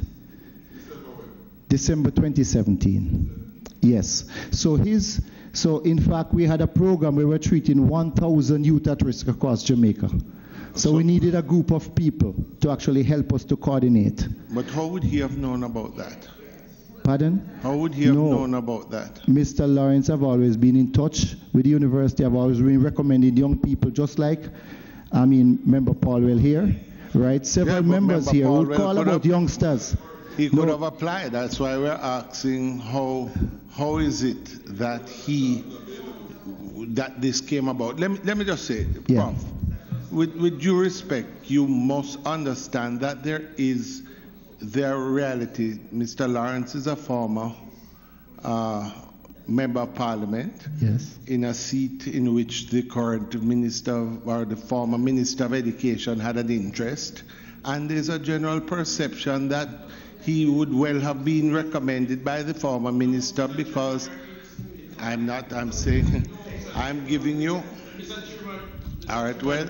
You have been very, very professional so far. Always. Please, don't follow Member Jackson and go down that road. Mr. Chairman, I take offense to that abusive remark by my colleague. So member. I ask that he withdraws that statement. Mr. Chairman, he's seeking to impair my character, Mr. Chairman. All right, members, but stepping up, I think you will understand that there is a concern, because we all want to ensure that there's probity in everything that is done. So I go back and ask you specifically, sir. You're saying that it was just by chance that he was in contact with you and applied for a job? He applied for the job because, just like many other members of parliament, they would have been in touch with the university right across all 14 parishes, who was recommending young people. And I can tell you he has brought a lot of young persons to the institution. But then by following that, how many other member of parliaments or former have applied for a job? He's the only one. I make that point. So no, he did not apply for a job. He applied to he sent his CV to CMU, and after discussion, we thought that maybe it was a good way to try him based on the challenge we were facing. And so I want to say to you, it turned out to be a good decision. Mr. Chairman, Dr. Pinnock, you know that public entities follow public policy as against private entities that selectively do what they wish to do? You're aware of that, Dr. Most certainly, sir. So in terms of procuring services, there is a guideline, standardized guideline, right? That if you have a vacancy in the institution, you advertise it. Not necessarily. Not necessarily. Unless it's an emergency. Not necessarily. I'm sorry, Mr. Chairman. No, please. Mr. Chairman, the committee is not getting the answer. The committee, one second here. With respect, Mr. Chairman, what I see happening now is that the committee has come in here with preconceived notions, and the committee is not getting the salacious responses that it desires, and it's going down a particular path. And Mr. Chairman, I joined Member Clark. Mr. Chairman, I joined Member Clark when he interrupted your statement, Mr. Chairman, because we don't want to be introduced in the PAAC that sort of malreporting or misreporting and that sort of negativity that we see out in society, much of which is also false news. Professor Pinnock is a professional. He has answered very clearly. I don't know what else we wanted to say. He has indicated, I'm not intimidated, sir. He has stated quite clearly that he has had a professional relationship. He has stated quite clearly that he has had a professional relationship with Mr. O'Neill from 2011. He has indicated that he has worked with O'Neill as well as Member Paulwell, who he says is the Member of Parliament for CMU. He has indicated that he sent a CV I'll finish just now. And based on the skill sets presented on the application preferred by O'Neill, he indicated that he thought he fit for a job. So let him, he has indicated that clearly. Mr. Chairman, we have the good thing about it is we have both the permanent secretary who understands the rules. It would be good if we could get some clarity on how persons should be engaged, and Sorry. certainly Professor is here as well. If I may just say, Chairman, that this was not a permanent employment, a permanent position. We have projects that we do, and he was engaged for a particular project. The skill set, as I said, was needed for project, not for permanent employment within CMU. He was actually interviewed like many other persons were. But we believe that the skill sets that he had, we chose him for that particular skill. And, sir, we have the reports and everything. He has been working. He's still engaged with us, and he has been performing his job. Mr. Chairman, I wish to continue. Let me just say, well, Dr. McLean, you have something? Okay, so, Chairman, let me just say generally in government and of course Mr. Chairman, with all due respect, I want to complete the question I was posing to Dr. Pinnock. Go ahead. Dr. Pinnock, my understanding is that in the public service, there are certain engagement guidelines, procurement guidelines for goods and services. Some might be temporary project, as you are saying, some might be permanent. Nonetheless, there are guidelines that govern. So no manager in the public service, no director, can unilaterally decide to do how they wish to do. Otherwise, you'll have chaos and all kinds of other problems. I simply ask the question, is there some procurement guideline for the engagement of services, either on a part-time or otherwise basis, in the university for which you adhere to in the circumstance? Most certainly, sir. Most certainly. Because as I said to you, we have a pool. We keep a pool of applicants. And from that pool, for example, this was a project. We drew a number of CVs of which we conducted interviews and did evaluation, and everything was done. And then we did the selection. How can someone get on your pool? How can someone get on a pool? No, you said you pull from a pool that you have. Yes, sir. Right? And the question was asked earlier. Anyone that has any particular or special skills that they wish to offer to the university. Right. Mr. Chairman. Clark, please, no. Let's respect. The man is quite capable of explaining, of answering, and don't need your help. Go ahead, Member Jackson, please. In fact, you are devaluing the man's answer. No, you're not in a position to make that assessment. Mr. Chairman, Dr. Pinnock, from where we have a duty to ensure that certain standards in the public service are adhered to, where they don't exist for them to be promulgated. That's our duty as guardians of the public purse and the public's interest. You are saying that you have certain guidelines established at CMU that you follow in this and other circumstances, other similar situations. So we have established procurement guidelines, sir. And they have been in place at CMU? Yes. You have them written? Yes, sir. Can you provide for them? We follow the public procurement policy. Yeah, but you have them written. There are written guidelines that you follow. We are guided by the public procurement guidelines. You're guided by them? Yes, sir. Okay. I have another question. But let me defer on that and come back to it, because I want to go to it's more related to another subject. Member Paul. Thank you, Chairman, and welcome, Professor Pinnock.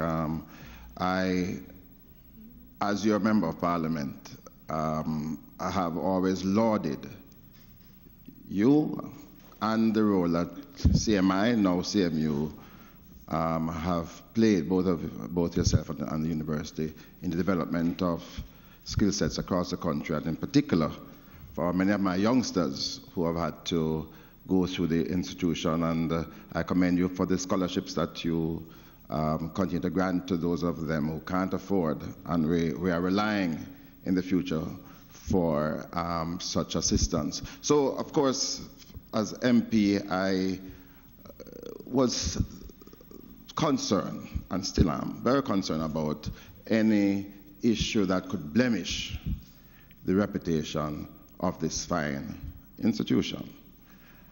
And so I just want to clear the air. Firstly, I'm trying to understand, when did the institution move from Ministry of Transport at one time to the Ministry of Education? and why did that happen? And then I want to ask some further questions as to, well, secondly, what budgetary support the university gets, and thirdly, other consultancies. Are there other persons? Are those persons connected in any way with the university, as you've said Mr. Lawrence was? So those are three specific questions, and I'll just have two more to ask afterwards. Okay, thank you very much, member and my MP. Just to state that there was a letter that we received in about December that there's a policy change. We got this, I think, the letter that we would have been transferred January from the Ministry of Transport and Mining. What year was this? January 2018. January 2018 was the transition to the Ministry of Education, Youth and Information. And this was what we got, because naturally as a university, it needs the support and the structures that exist in the Ministry of Education. As an institute, it was okay for us to be on another ministry, but universities need supporting structures where the other universities lie. So I think that was the nature of it. But we just got a letter. That was what. Financial support, and is the ministry represented on your board? Yes, certainly the ministry is represented on our council. Remember, it's now a council. Right. So how many persons are nominated by the ministry to sit on your board? In total, I think it's section 11 of the Caribbean Maritime University Act. We have 21 members on the board. On the council, right. I can tell you that quickly. I need to look. Page. Of which 13 members are elected. But let me just say this. The transition, there was a part in the Act from the Caribbean Maritime Institute to University Act that allowed the existing members to be transitioned until the end of their tenure. So all of those, the only persons that changed was the representative from the ministry, from the minister. So you had a new council actually was established, right? I'm just being guided by a permanent secretary. I went to cabinet and got approval, right, and came back. And financial support? Okay, Member Paul, well, the Caribbean Maritime University came over to the ministry with a budget of $240 million for recurrent expenditure, and I think at the time it may have been about $10 million for capital projects. We sought support through the Ministry of Finance and the Cabinet, and we were directed that we needed to find additional resources within our existing budget to support the Caribbean Maritime University. And so through the approval from the Ministry of Finance, we varied $600 million to make their subvention budget a total of $840 million. CMU presented to us a structure with the new university, which would have indicated that they needed about $70 million per month for their subvention. It should be noted also... I just want to be clear. So out of the 240, you have added 600 million. So they currently receive a total of 840 million from our ministry. In addition to that, sir, there are other projects, for example, that we support the CMU, which started as far back as 2010. So there's a career advancement program that they were one of the first institutions on the program, which we support on a per capita basis, depending on the number of students that they have. And there are also some capital projects that they currently do. They have an effective systems build where they use trailers, and we have found this to be very effective. And so we currently have, in terms of projects, to the tune of $211 million between 2016 and 2018, which they are currently undertaken. We have paid up to 142 million so far, and there is a balance of 107 million once they have completed those projects that they are now working on. I know that there's an ongoing project with the Universal Service Fund. Is the 600 a part of that, or is separate? No, sir. The 600 million that we provide is not a part of any arrangements with the Universal Service Fund. Dr. Pinnock is a great fundraiser, so I'm inquiring now how much, and I say so as a compliment, how much do you get from the Universal Service Fund in addition to the 600? Well, Universal Service Fund, sir, thanks. It started with your your time that you sought to give us some support. Well, yeah, project base. No, I'll accept after I'm dead. well, you know, what we get from the Universal Service Fund is for projects, and I must thank. Because when you stepped in at the time, we're about to lose our international accreditation with the International Maritime Organization because our simulators were all outdated, could not meet the requirements, and that came in handy. So we have done that. Plus, what we have done is actual projects, and this is something just as a matter of interest. This would have been the subvention at the time from not a subvention. We don't get a subvention. Sorry, the projects. The amount of money that was given at the time for that project for recertification would have been in the amount of about how much? I think at that time it could have been about 175 million, and we subsequently got project support for about 310 million to actually do technology upgrade in the university. So all of that, so in total, I think, which is where you're going, in total, how much have you gotten over the, say, last 5 years, 4 years, 3 years, whatever, that you've had the bulk? About how much? It's about $400 and something million, that's off memory. So that's for the US, from USF? USF, yes. Right. So I just wanted to find out, the 600 that you're getting now, supported by projectized funding from the USF, would total how much? So, well, in fact, what my Permanent Secretary just spoke to is actually subvention in support of salaries. What we got from USF was for projects in the university to upgrade technology so that we can train people at a higher level. Right. And we're not disputing that. I just want to get an idea. Say for this year, what is the total amount for salaries, projects? Because it's one government, so we just want to find out how much. Well, this year actually, all we have is just a subvention, and we have the remainder of the projects which my Permanent Secretary just spoke of, because we've completed some containerized structures, and they're about to be handed over now. They're now finished.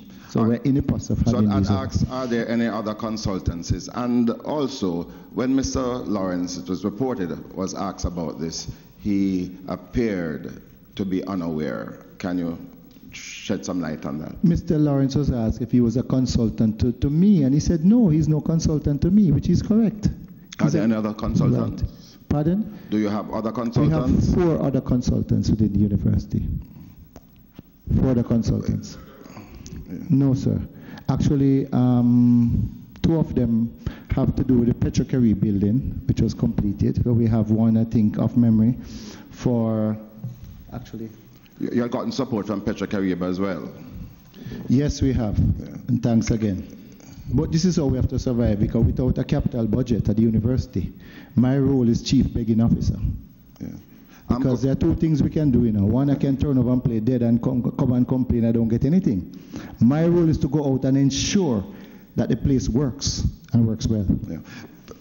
Just going back to Mr. Lawrence, what were his specific qualifications, could you say?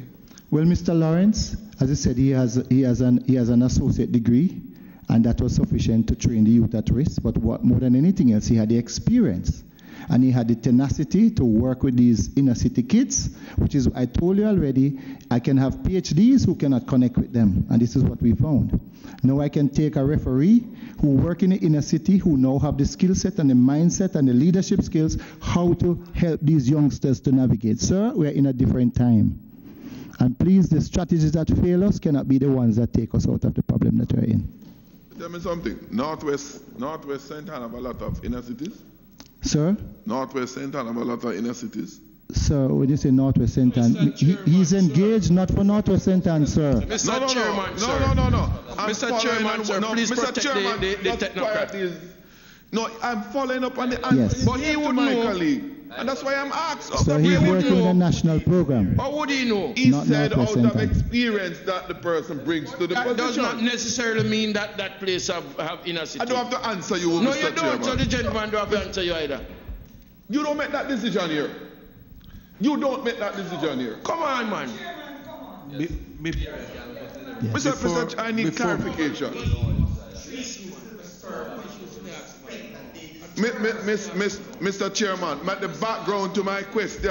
I sat here in this committee and saw HR manager being paid over $13 million for a position that she was not qualified for nor had the training for. That is our experience here. So when I ask these questions, it's against the background of what I'm aware prevails in the public service. So I'm seeking to get clarity that there is some consistency. That is what I'm in search of, Mr. Speaker. Because I've seen too often, Dr. Philip, in the public service, persons are engaged with not the commensurate qualification or training that is required. You have pointed out that there's a peculiar situation that you're seeking to address. I want to know at least what defines this peculiar situation? What are the qualifying criteria that leads to selection of person A or person B? It so happens to be the person in question now. Because we need to have some consistency throughout the public service so that everybody don't get up and do at their women fancy what they choose to do. That, Mr. Chairman, is the reason why I'm probing the question. You ask about the training and background that the person brings to the job, and I ask about the inner city because you mentioned about inner city young people. And I was curious that the person in question represented a constituency that I'm not aware was, unlike some others, with strong inner city communities where the experience of dealing with those persons would help to deal with the situation that you are trying to address, which is plausible if those situations exist. So I just need to be clear that there is some consistency between the qualification, the competence, and the task that is to be executed. Yes, sir. Very good question. And let me answer. When I use the word inner city, that's the inappropriate word. It should be youth at risk. Because you have at-risk youths all over Jamaica. That's better. That's the correct, That's yes. better because you did say inner city. I was using them a little interchangeably. And you took me off. Yes. I was You're at a correct. loss. You're correct. I hope my colleagues can Sir, understand the context. Just to say, sir, that his CV is pretty strong, he's competent, and this is something that we need to change our language. Qualifications and paper mean absolutely nothing. I know that so very because well. I've proved many a times, I'm ashamed to even tell people sometimes that I have a PhD. I know which that could be very well. translated Thank pile you high for and deep. tell So my we have to colleague look for from East competence. Central St. Catherine It's about that. competence. My Prof. Pinnock, that's an interesting statement coming from the head of a university. Yes. It's reality. But I would ask a question though, just something that I'm personally concerned about. You have a school of innovation. You have a school of innovation, right? So we have a center for digital innovation and advanced manufacturing. Yes, sir. When was this opened? It was opened in November 2017. In 2017. And 2018. 2017. 2017, yeah, you're right. No, is it? It's 2017. But the festival was opened in 2018. Sorry, yes, sorry. And this was something that was being planned for some time? Yes, sir. It had gone through a process. Yes, sir. When was that started? That process started was at what point? Well, in fact, this has been on the drawing board for some time. And what we found, and let me just say this, that we have an education system that's outdated. We have an education system that was designed for the first industrial revolution, when we were moving from farm to factory.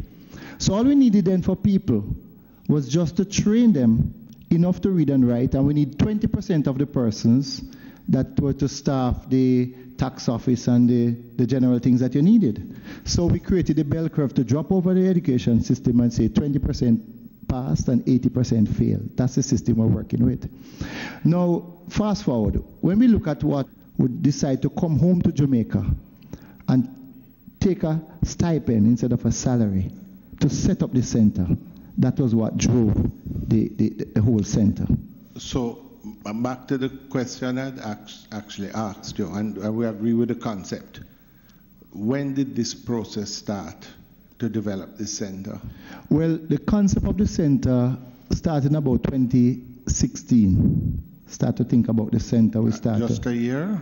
My understanding, you did not have consultants working on it before that? Consultants, no, so we don't have the luxury of when I those. say consultants, persons working within the agency, within the institute at the time, working on the project? No, maybe you're mixing this up with Festo. We have the Fact Center, sir. Festo, let me go back. Festo Fact Center goes back 9 years ago, when I think Dr. McLean actually went to a world skills competition in Switzerland. I remember clearly. And she came back and she told me about this Festo. I didn't know what Festo was. But in the way in which she was telling me this 9 years before, I was so excited that, I went and Googled Festo. Then I said, wow, this is something that Jamaica needs. When I realized they were the sponsors for World Skills, which is the World Olympic of Skills. And when I looked, they were in the 4th Industrial Revolution leading this, because Festo is a 175-year-old company that's the most advanced in industrial automation. They make automation for Boeing aircraft, for Mercedes, and all industrial application.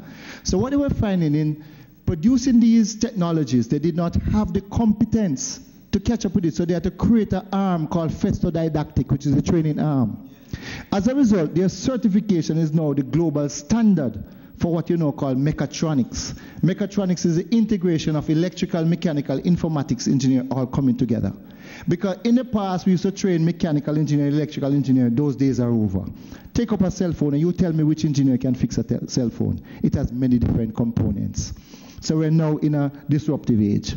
So when she came back and told me about this, I was excited. I contacted Festo, realized I needed $4 million US to start.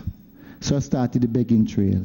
90 proposal over 7.5 years I wrote, and I got no. And the 91st, I got $2 million commitment. When I anxiously called Festo and said, wow, we got $2 million commitment, they said, oh, it's not US, it's Euro. So I was 15% more out. Sir, and we decided to continue. And we persisted, we persevered across 2 administrations. And thank God for Dr. Omar Davies. He was the one who stood when I saw the attempts, and he ran me about 10 times. I went to Petrocarib at least 11 times, and he said, no, I don't want to see you back again. What do you need? Tell me now. And he decided to help. And sir, the Festo Fact Center started under the People's National Party administration, and it was completed on the Jamaica Labour Party. So it's part administration. Mr. Pina, and we opened the world's largest Festo Fact Center in 2018. Sir, this is the largest in the world. And I'm not sure if we understand the impact of this.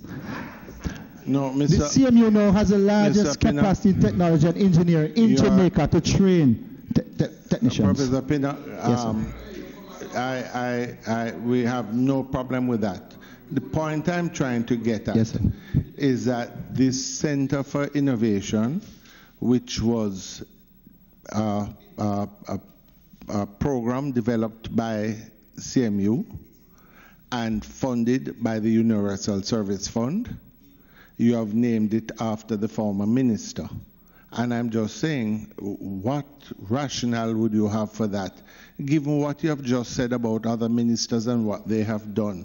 A minister who has come in and 1 year later, you name it after him in programs that were there?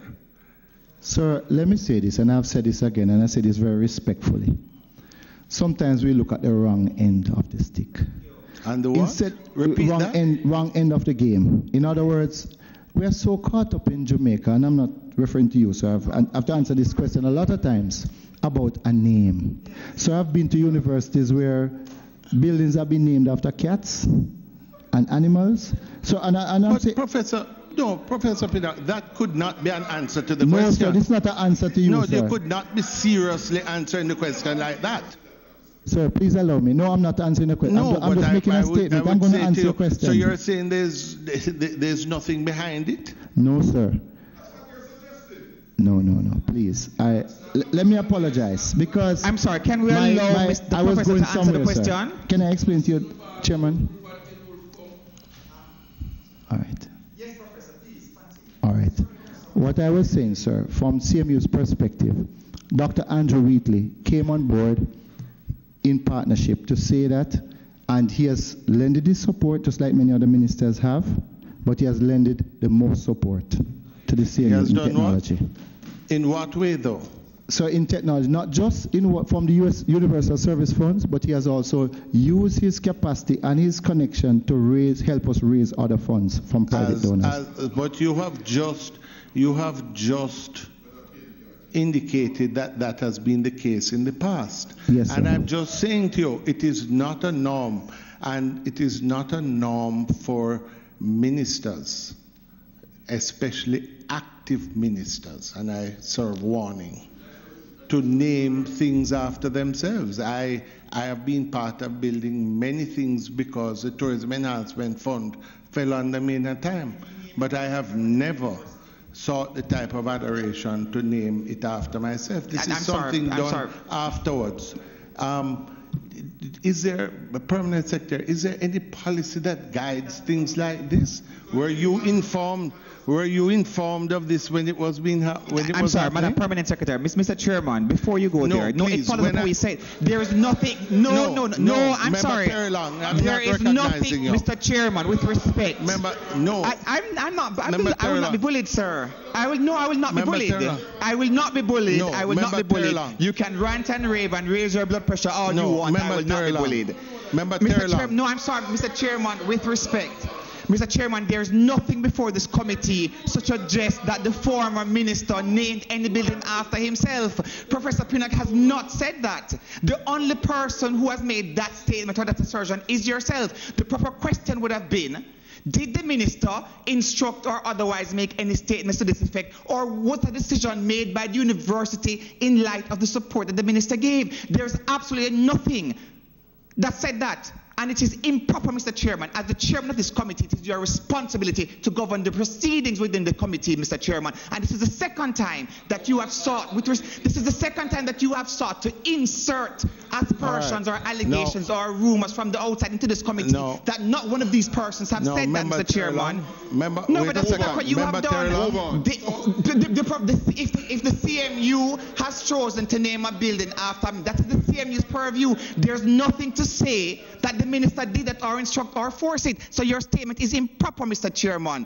And the professor has said quite clear that of all the ministers who have helped the CMU to get to the standard, the internationally recognized standard that it has today, the professor has indicated that Dr. Wheatley gave the most support of all the ministers. We have seen a 300% growth in students. We have seen staff move from 50 to over 500. The CMU is an internationally accepted reputation institution, and we should not seek to sully its reputation or to pass as person on the professor's character. Member Terrelong, I want to advise you of something. One of the reasons why ministers of state and parliamentary secretaries do not normally form part of oversight. Let me finish, Member Terrelong, is because you as a member of the executive are now forming part of the oversight of the same administration over which you preside. So obviously you're going to come with all forms of defense for it. Member Terrelong, I would ask you on this committee to please, you as a lawyer should understand clearly the tight rope that you are walking. So now I continue. Permanent Secretary, I ask a question. Were you informed at that time? Okay, just to say, sir, that that was done before CMU was transferred to to my ministry. Also to say that there is a protocol in place for the renaming.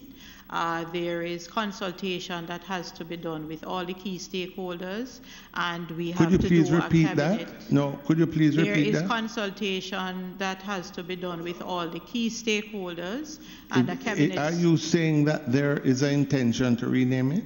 No, I'm saying, sir, there is a protocol for naming of a building, whether it's a new building or it's a renaming. And the protocol involves the consultation, which has to be done by all the key stakeholders relating to that institution, and we have to prepare a cabinet submission, and once cabinet approves, then we go ahead with the naming. Where it has to do with just a section like a classroom or one block, then we ask that the board of the institutions, they undergo that approval. Protocol followed, Dr. Pino. CMU was not under the No, but it was on a different ministry. Protocol runs across government. That protocol, however, sir, is specifically related, as far as I'm aware, to the Ministry of Education. I am aware, too, that to Mr. Chairman, I was struck, because I know even when prime ministers are naming buildings, they have consultation. That is not an anomaly that you spoke of just now, PS. And that's why I was struck, and I'm interested to know, Dr. Pinnock, what protocol you followed, or is it that you unilaterally, and based on the comments you made earlier about nothing to a name, what protocol did you follow in naming the building? Well, sir, let me just say this, that it's a center and not a building. Call it what you mean. Building, the center. Call it as it is. What protocol did you follow in that regard? What we did, sir, we had consultation with our stakeholders. We had university committee members coming together, and it was decided based on impact. That was what happened. I want a list of those people. That consultation that you made reference of, please supply a list of those stakeholders with whom you had that consultation to the committee. Member. Tell you, Mr. The remarks that was made about nothing in a name. You Dr. Pinnock, list a whole lot of ministers who have made contribution of all varying magnitude, and you have now chosen one. Personally, I don't believe that any should be so named, right? But you have, and you have set a precedence in my mind, and that's why it is of concern to me. Absolutely. Because one of the things we have to make sure we don't do is to politicize our public institutions. And whenever you're going to do that, there must be a basis that can stand scrutiny, and there is some broad consensus on it. That is the basis on which I have that concern. And that is normally, the basis of my concern. these things normally happen after, because as has happened now, or the normal what has happened in the end result, it has now, you're stuck with a name, with the minister having had to resign. Therefore, there are issues with it. And I would ask pointedly, are there intentions? Do you have any intention? Has it been brought to the council to rename the building? Or the center? So the matter has been discussed. It's been discussed with our council, sir. As to whether to rename it? We have taken the matter to the council, and it is under discussion. Well, all right, sorry, Mr. Chairman, if I may, my just to position, indicate, no, Member Terrelang. No, That's not the methodology. Oh, someone else is before me, no problem. Yes, I'll wait my turn. But I will... Absolutely, and please be mindful of protocol. Member Val, Mr. Chairman, sir. Mr. Chairman, let us be mindful that another committee is to be meeting here in a short Absolutely, while. And we shall. Member Stewart. Thank you, Chairman. Professor Pinnock, what are the terms of his engagement, Mr. Lawrence? Is it a contractual arrangement? What are the terms of his contractual employment? What is the scale of salaries also? Thank you very much, sir. Well, it's a contract with deliverables. And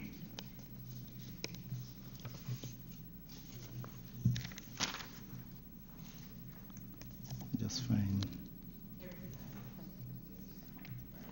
Well, Mr. Lawrence was engaged in April 2018, and he's a coordinator and manages the intervention targeted unattached and at-risk youths. These interventions seek to recruit, train, and transform unattached and at-risk youths in socioeconomically depressed communities across Jamaica. When we had the pilot phase, I said in 2016, 2017, we had a failure because we were using the wrong skill sets. So since May 2018, he has tasked with designing the CMU National Youth Empowerment Service Learning Initiative that we call NYESLI. That's a National Youth Empowerment Service Learning Initiative, and leading recruitment efforts for same. This initiative is specifically aimed at providing training and certification for unattached and at-risk youths in Jamaica's most volatile communities. So the focus of the training is especially on practical landscaping design. So we have several programs that we have designed. What we have done is actually use the communities. For example, with landscaping, we take a football field and we work with the community center. And at the end, the output of this project is to transform that football field. You must be able to see it. The community must be able to benefit. So this is part of the whole training. So far, we have several programs running, and they have been very successful. And just for also, and these are, you have, where would these programs be located? Well, we have one in Oracabessa, and we have at Nakalva, where we now have a group of institutions at Nakalva, helping in and I could actually give you the reports. Mr. Lawrence does the recruitment for Nakalva? No, he actually does the recruitment for what we call the Advanced Certificate and Technical Training Program. I could actually supply you with actual reports to show you. Yes, no, but the no, because I'm just saying, certainly myself, if he's a big part of the unattached youth program, certainly I have been talking with Hart and others about the landscaping programs and other programs, but at no time have I been told that there was any recruitment done by Mr. Lawrence. No, but if he's recruiting, we would have to be notified. He's part of it, sir. Not Mr. Lawrence, but sir, just to let you know, even what you spoke about before, about the heavy-duty equipment, we do have the most successful heavy-duty equipment training program. Some member here asked before. So we're working with the deliverables that the society needs. Mr. Lawrence is part of the program. We have a training initiative, so I have several reports, and I will table them. We can pass them on so you can review them for yourself to see the deliverables and the targets and what have been achieved so far. Yes, there's a follow-up, Professor Pino. Could a copy of the contractual arrangement be submitted to the committee? Most certainly, sir. Yes, thank you. I wasn't finished, Chairman. I have a few questions for our dear loving PS. You had asked what the scale of payment? Yes, I did ask the scale, about the scale. Yes, the package I think is about 5.4 million, the total package. So I can't believe it does better than a member of parliament. Goods, benefits? No, that's everything included. It does better than everything a member in total of parliament. benefits.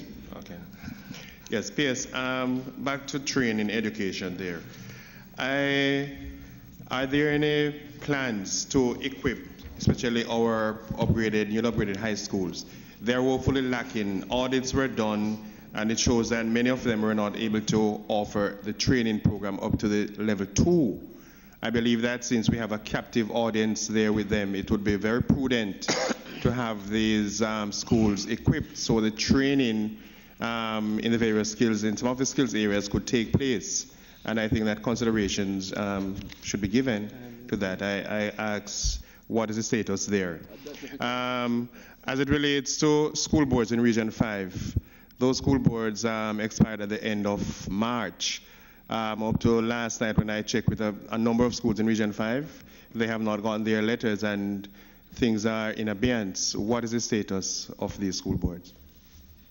Okay, thank you, MP Stewart. As it relates to upgrading of the non-traditional high school, sir, we are allocating for this financial year a total of 150 million under the TVET rationalization program. which is actually the support that we receive from the Hard Trust NTA to continue the upgrade of these schools. We have already done the analysis in terms of the type of equipment that these schools will need. A question that I think Member Vaz also asked about the heavy-duty equipment. We are purchasing some simulators that are also going to be placed in some of those schools so that these students can be prepared for the international market. So by the end of this financial year, I believe we would have completed close to 40% of these institutions, sir, and then we will roll over into the next financial year. As it relates to school boards, we have so far gotten approval from our Honorable Prime Minister for 150 of the 161 school boards that we have in Region 5. We have currently distributed a total of 130. Of course, you know there's a processor in terms of the letters and going to the chairman as well as the members, and we intend to have the additional 20 distributed within the course of this week. The other 10, we have submitted them to our Honorable Prime Minister's office for his approval, and we expect to have those back by the end of this week. So we had said, sir, by the end of May, we expect that all the school boards in Region 5 will be in place. Finally, appointment of principals is also another matter of concern across the country in our schools. Could you speak to it? And also several of the caregivers that were employed by the Ministry of Education, they have not received their payments since September. And that is not good at all. Yes, sir. So let me speak to the appointment of principals. We are currently awaiting approval for the principals who were recommended by the Teachers Services Commission for February, March, and April. I must admit that we were a little delayed because of the events within these 3 months. And so the actual document is currently at our Prime Minister's office for his signature. We have been having discussion, and I also expect, sir, that we will, the delay was not as a result of the Prime Minister, sir. I think it's really just in terms of the administrative activities that we had to undertake. Just to advise Member Stewart that we have always sought to ensure that there are arrangements in place, temporary arrangements in place as it relates to principals or leadership of our schools, and we were able to do that for those who would have been awaiting placement within the institutions. As I have said, sir, this will be resolved by the end of this week, as we were told that this will be resolved. As it relates to the caregivers, it was brought to my attention just yesterday that we have 9 caregivers across the country who were not paid for varying periods of time. The most significant one is in Region 2, which is Portland and St. Thomas. There is one new school that has 4 of those caregivers, the China Goodwill Infant School in St. Thomas, which would have resulted just in terms of some administrative details relating to the documents that were to have been submitted for payment. I instructed the Deputy Chief Education Officer just last night for us to ensure that we provide these caregivers with an advance, which based on our policy is 70% of the salary that they should have received, and we expect, sir, that they will be paid within the course of today and tomorrow. And we'll certainly follow up to ensure that this is done, because our caregivers are not earning a large salary for them to be able to manage without a salary. So we apologize, and we will have that matter rectified, sir.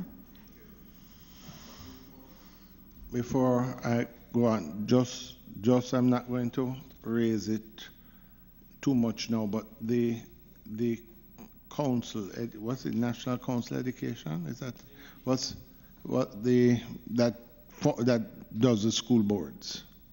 The chairman, etc. Yes, sir. The National Council on Education, I have to say, is currently not yet in place. Again, there were some administrative... How long has it been?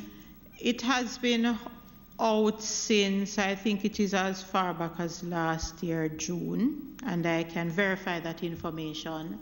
The Governor General has signed off, and there seem to have been some mix-up in terms of the documentation. What was the philosophy behind it? So the National Council on Education is an advisory body and almost like a watchdog, an independent watchdog for the education system. So this body is expected to, it comprises stakeholders from varying groups within the country, and they are expected to advise the Minister of Education and to do research as it relates to areas of concern within education. It is referred to in the Education Act and the regulation. It has its own statute, so it's a very important body within education. I say that because just as a member of parliament, and I don't know if others may from time to time, there are occasionally some elements that I think we need to look at. At the end of the day, one of the reasons why we as Member of Parliament have a role in naming some of the school boards, as do other organizations, sometimes the churches, etc. But I think that especially where government funds are expended, and especially where we as Member of Parliament, when there's a problem in any school in our constituencies, the first go-to is MP. Yes. There must be something in the rules and regulations that allows us to sort of ensure accountability there.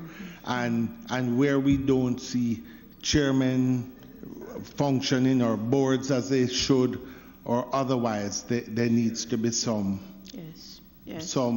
So what I would like is if you could sort of give us sort of the regulations governing it, an idea of, just give us a report of how you see it going forward. Okay. And maybe we can send it out to the committee. I think it's one of those areas that affects all of us as members of parliament, and the extent to which we can look at it and make suggestions. I don't think this should be something that is at all contentious, but certainly it is of great importance. Yes, sir.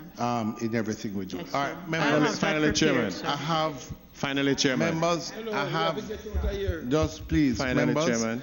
I have here it is now 1:20. I'm going to ask that we try and leave here at 1:30 because the meeting of the Bank of Jamaica committee is at 2. I have on the list, just 1 second, I have Mr. Stewart who is to finish. I have Mr. Terlang who wanted to make an intervention, Mr. Campbell, and Ms. Daly. And, well, members, that would allow everybody 2 minutes each. All right, well, but please, what I'm asking is if we can make it, and so that we can come out in time. So, with that, Member Stewart, I'm going to hold you all to some time. A very short intervention, Chairman. Just to find out, you mentioned advisors. Are those advisors still who advise the Honourable former Minister of Education still attached to the ministry? Advisors, Member Stewart, who supported the previous minister, their contracts have ended, and so our minister without portfolio, he has his entitlement to ministers who are currently with him within the ministry at this time. So I didn't understand that. The contracts, the 2 persons that you are speaking of are Mrs. Hay Webster and Mr. And Mr. Garfield Higgins, sir. Mr. Higgins? Yes, sir. Right. No, he was engaged as a senior advisor consultant to the former minister. All right. So their contracts are ended, the sir. contracts have ended. Actually, their contracts ended in March, just about that time that the minister exited. So now Minister Samuda will... So Minister Samudo would have now utilized those two positions being under the Ministry of Education. So he will appoint his own. So he has. We have consultants. appointed two advisors for him, sir. The two new advisors. Well, they are actually advisors that he had before, and they are now being transferred. They have been transferred to the ministry. Two new advisors to the Ministry of Education. To the Ministry of Education. Absolutely. No. She said no. No, she said that he had advisors previously. Okay. All right. Member Terrell. Thank you. Thank you, PS. Professor, you started working with the Caribbean Maritime University, well, before it was, I believe, it was CMI, as far back as 2006. Am I correct? That's correct, sir. Okay, and I am aware of the work that you have done, and I believe it is important that the people of Jamaica be made aware of the work that you have done, because too often we try to sully the characters of persons who have sacrificed so much for Jamaica, and I think it is important. And I just want to say a big thank you.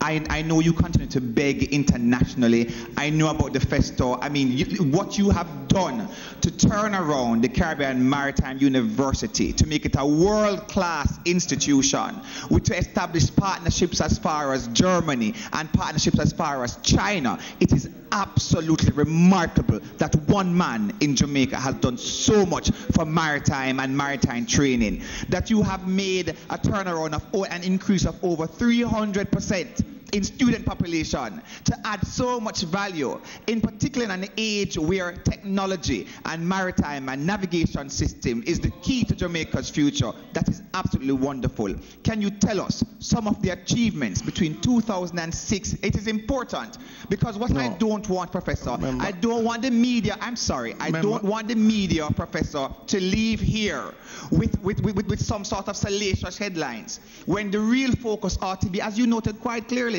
it is not about names and all these things. It is about the work that has been done to ensure the empowerment of the people of Jamaica. Can you tell us briefly 5 major accomplishments and awards from 2006 to 2019, sir? Thank you, Minister. Well, but very briefly, Mr. Well, I just said to God be the glory, sir. And thanks for the collaboration, the ministry, with all the various persons, even here who have helped. We have moved from a student population when we went there, it was 287 students. We're now over 6,000 students. We had a staff complement of 40. We're now with adjunct, we're up to 900. We had a budget of 38 million. This year we're close to 3 billion. So I just leave it at that. And Professor, I will be very honest with you. I don't think any of us in this room would have had a problem with the center being named after you. So not at all. I'm just a humble servant. I only make the point for affirmation, Minister. Now, thank you, Professor. I have Mr. Campbell. Thank you, Chairman. Let me be very quick. P.S. This interests me personally. I was hoping to avoid it, but I think it's gone now upwards of 3 years. It's about 4 or 5 years ago, your National Education Inspectorate, I think that's the name of it, classified the Glengoff High School as a failing school. Since then, what has the ministry done to change the overall structure so that we can now have it back in mainstream? Okay. So the National Education Inspectorate, within its baseline data, would have named Glengoff, and I think there were a few other schools as well. The first thing we did, sir, is that we changed that name from a failing school to a school that is in need of immediate support. It's still work in progress for Glengoff. We provided additional resources over the last 7 years. It started under the previous administration. At one a few years ago, they were actually adopted by a private sector entity that we collaborated with, and the work is continuing. We have a very effective principal there. They are also on the list to receive funds for the procurement of TVET equipment as well as their electrical repairs. So we expect, Member Campbell, that by the end of this financial year, we would have completed the plan that we had in place on a special initiative that we had for all those schools that were in that category.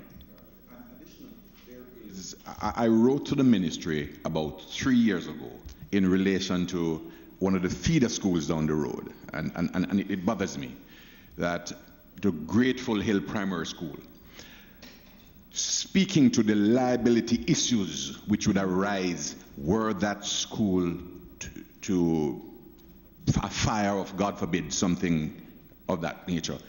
The building is literally crumbling.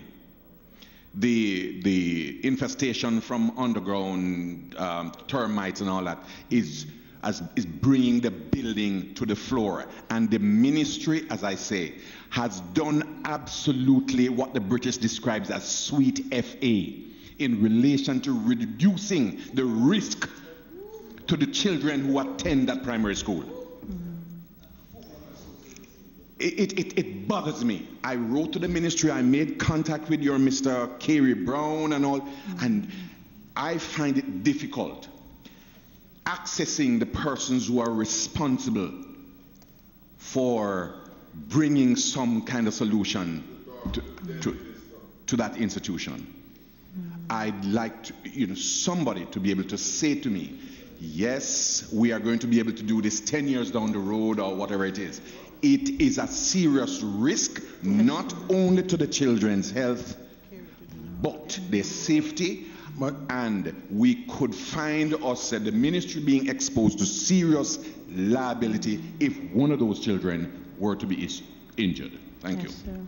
I will take this on personally, sir. I can't give you an update now, but I will take it on personally, and we will communicate with you in terms of the plans for the institution. And PS, let me just say, I mean, we all have our parochial issues, but I think that what Member Campbell have just spoken to is something I think all of us.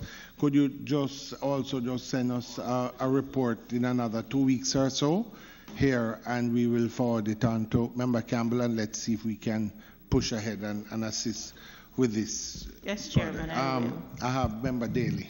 Thank you very much, Chairman. Members, it's 1:30. I just want to find out if I remember going through a policy document for the Ministry of Education, and I see where they were trying to establish administrators separate and apart from principals of schools. Was that gotten off the ground? I am trying to remember. Administrators separate from principals? Administrators, they said they would have it in a separate. Well, it could be that the direction may have changed, Madam. My information is that we would have established a position for coordinators for the early childhood level. So when there's there's a primary school with an infant department, we have an overall principal, but we have a coordinator for the infant department only. The National College for Educational Leadership, however, has been the policy direction since 2010, where we equip the principals with the administrative skills. They already come with the educational skills or the instructional skills, with the administrative skills to be able to manage the finances, the maintenance, infrastructure works, and other areas relating to leadership. The college has trained close to 2,500 persons, leaders in different areas of our leadership. They have a coaching and mentoring program which is going exceptionally well, and we are seeing emerging positive results as it relates to our school leaders doing much better. But I will say we still have a lot more to do in having all our principals operating as good leaders. All right. Member Vaz. Thank you, Chairman. My question. Hold on. I have Member Vaz, and then I think I'm closing with Member Clark. My question is with regards to Nutrition Products Limited. Reading reports, yes, it is saying that the company operates 3 plants currently. The plant in Westmoreland has been closed since June. There are serious concerns, and my questions directly relate to that. One, why has nobody come to meet with the staff members since June to let them know exactly what is happening? 2, what was the basis of closing the factory? And 3, what was the level of efficiency with regards to this factory operating compared to those that are now still open? And the last question, what is now the transportation cost since you are now bringing the items all the way from Kingston on a daily basis to Westmoreland? What is now the new cost compared to when that particular factory was open? Okay, thank you for that question, sir. Just to, Chairman, if you will indulge me for a minute, just to say that I intended to have tabled an adjustment to the paragraph on nutrition products. It's actually 20,000 snacks that are being provided for 399 schools at this time, and not the 136 snacks that would have been stated in what we had submitted. Now, the Nutrition Products Limited has undergone changes over time, which started maybe about 6 or 7 years.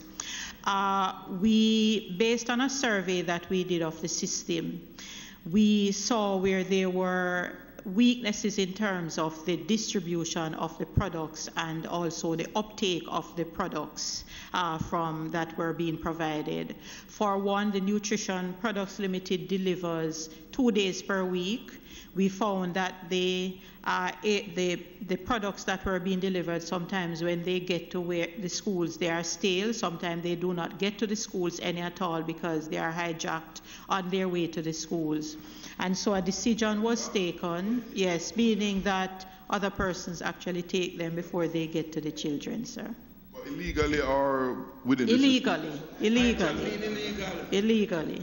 So the ministry did a review of the actual arrangements and decided that a better approach would be to provide the funds to the schools so that they can actually purchase from local farmers and they can also prepare their own meals. We did a survey which also showed that only 2% of our schools did not have a functional canteen.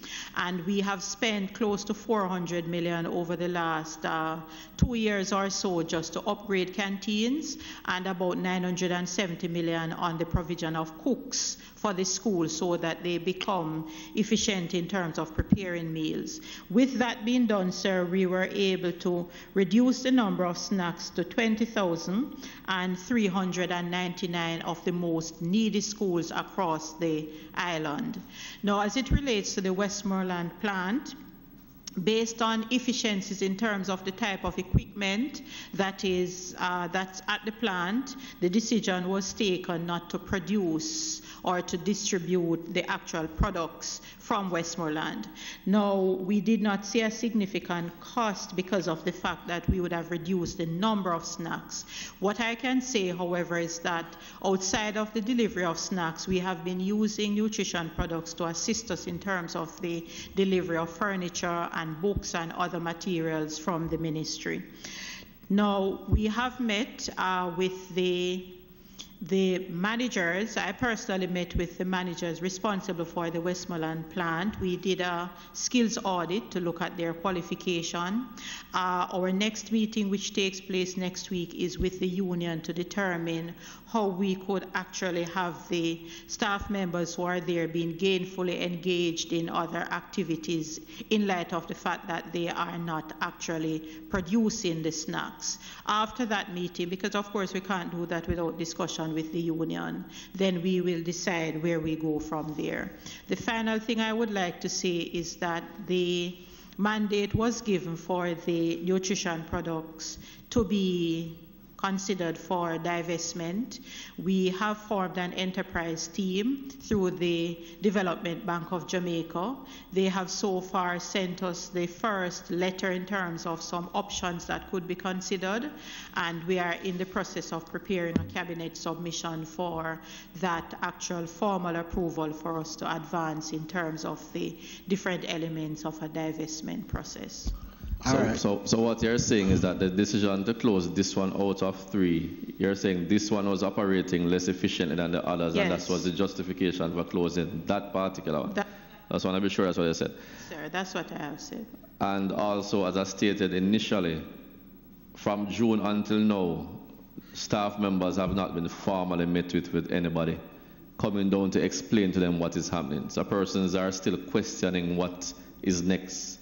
So no one is really knowing what is the decision that the ministry will take. You just mentioned that you're exploring other options, like divestment, for example. But the fact is that nobody has come to meet with the staff members, all 38 permanent staff that were there, to explain to them what is the direction that the ministry will be going into moving forward. And I think something must be done immediately, yes, so that members can understand where they are at with regards to where they go moving from here.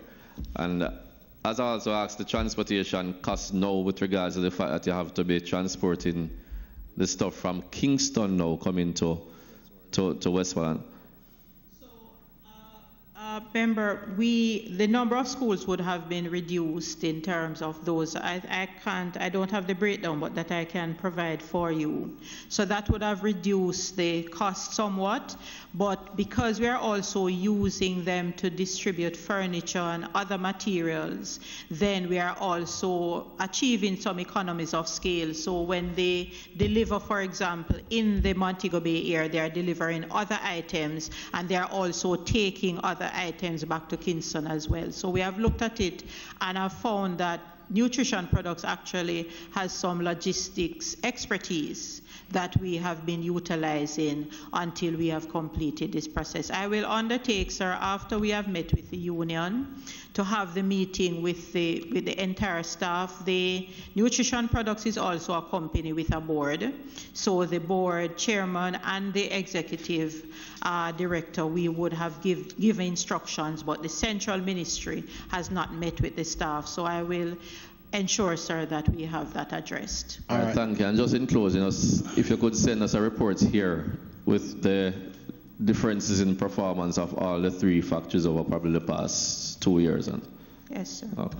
All right, Member Clark, you know we're in danger of being charged with trespassing on another committee's time, but yeah, quickly if you can. Thank you, Mr. Chairman. Through you to the PS. You and I, earlier this year, would have been touring the Rio Grande Valley, and we have come upon an institution that has been closed for some time now. It is left to nature's deterioration, and we are told, while investigating the situation, that institution, the fellowship primary school, absolutely, that the ministry is in the process of using it to assist Port Antonio High School to alleviate or to get rid of the shift system. Where are we on that matter? Okay, so MP, when we met with the representatives from the school last year when we wanted to advance, we were advised that the community was not fully sensitized, and so the suggestion was made that we look at this for the new financial year. We also did the scoping, and we also realized that it would need significant infrastructural works. The infrastructure team has done their due diligence. We now have the scope in terms of what is expected to be done. And as a matter of fact, my team, part of the team is currently in Portland because there's a consultation that is taking place. And there is going to be consultation with the Member of Parliament as well. And once we have cleared that, sir, we will be moving ahead for the school to start taking the grade 7s and the grade 8 come September of 2019. All right. I think as a a broader question there. This process of taking the schools off the shift system in general, could you just, not for today, we don't have the time, but certainly if you could just send us a comprehensive report by parish, and well, by parish, we can disaggregate it by constituency on our own, but it's important because I think it affects all of us in here. With yes, some, yeah, we had expected it to be completed yes, by now. It's only 38 schools that are left on shift. Yes, well, if you can give us an idea on yes, that. All right, so members. Chairman, Chairman, it's not a big question. Mr. Dr. Pinnock, are you still the chairman of the Royal Reed Foundation? Sir, I was never the chairman. I'm chairman of no foundation. You know that the former minister published a letterhead with your name on it. Are you suing him? Sir, I've seen the letterhead. I'm no chairman of any foundation, sir. Okay. Oh, but you have seen the. Sir, I did put out a public statement. Oh, which you did, did? Okay. Yes, one last question. Nutrition products, yes. PS. Yes, sir. I get report that there are some workers, you engage contractors to do the deliveries. Some of the workers of the contractors complaining that since September last year, they are fortnightly paid and they regularly don't get paid. Up to last Monday, they only got half pay. So your contractors, they're not employed directly to. No, sir. But yes, and the contractors are claiming that they don't get paid from you. I will follow up with the chairman, sir. I must say that they are adequately funded at this time. They have submitted their budget for the year. We have worked through the allocation and they are adequately funded. So there's no payment problem. There are no payment problems from the ministry side, sir. So I'll check that out. As you can see, the chief orderly has come to take me into custody based on the fact that we have formally trespassed. Members, let me on your behalf thank you, Dr. McLean, and your entire team for coming today. It's been a very useful session. Members, thank you. We are set to meet next week with the Ministry of Labor and Social Security. Okay, thank you. Meeting adjourned.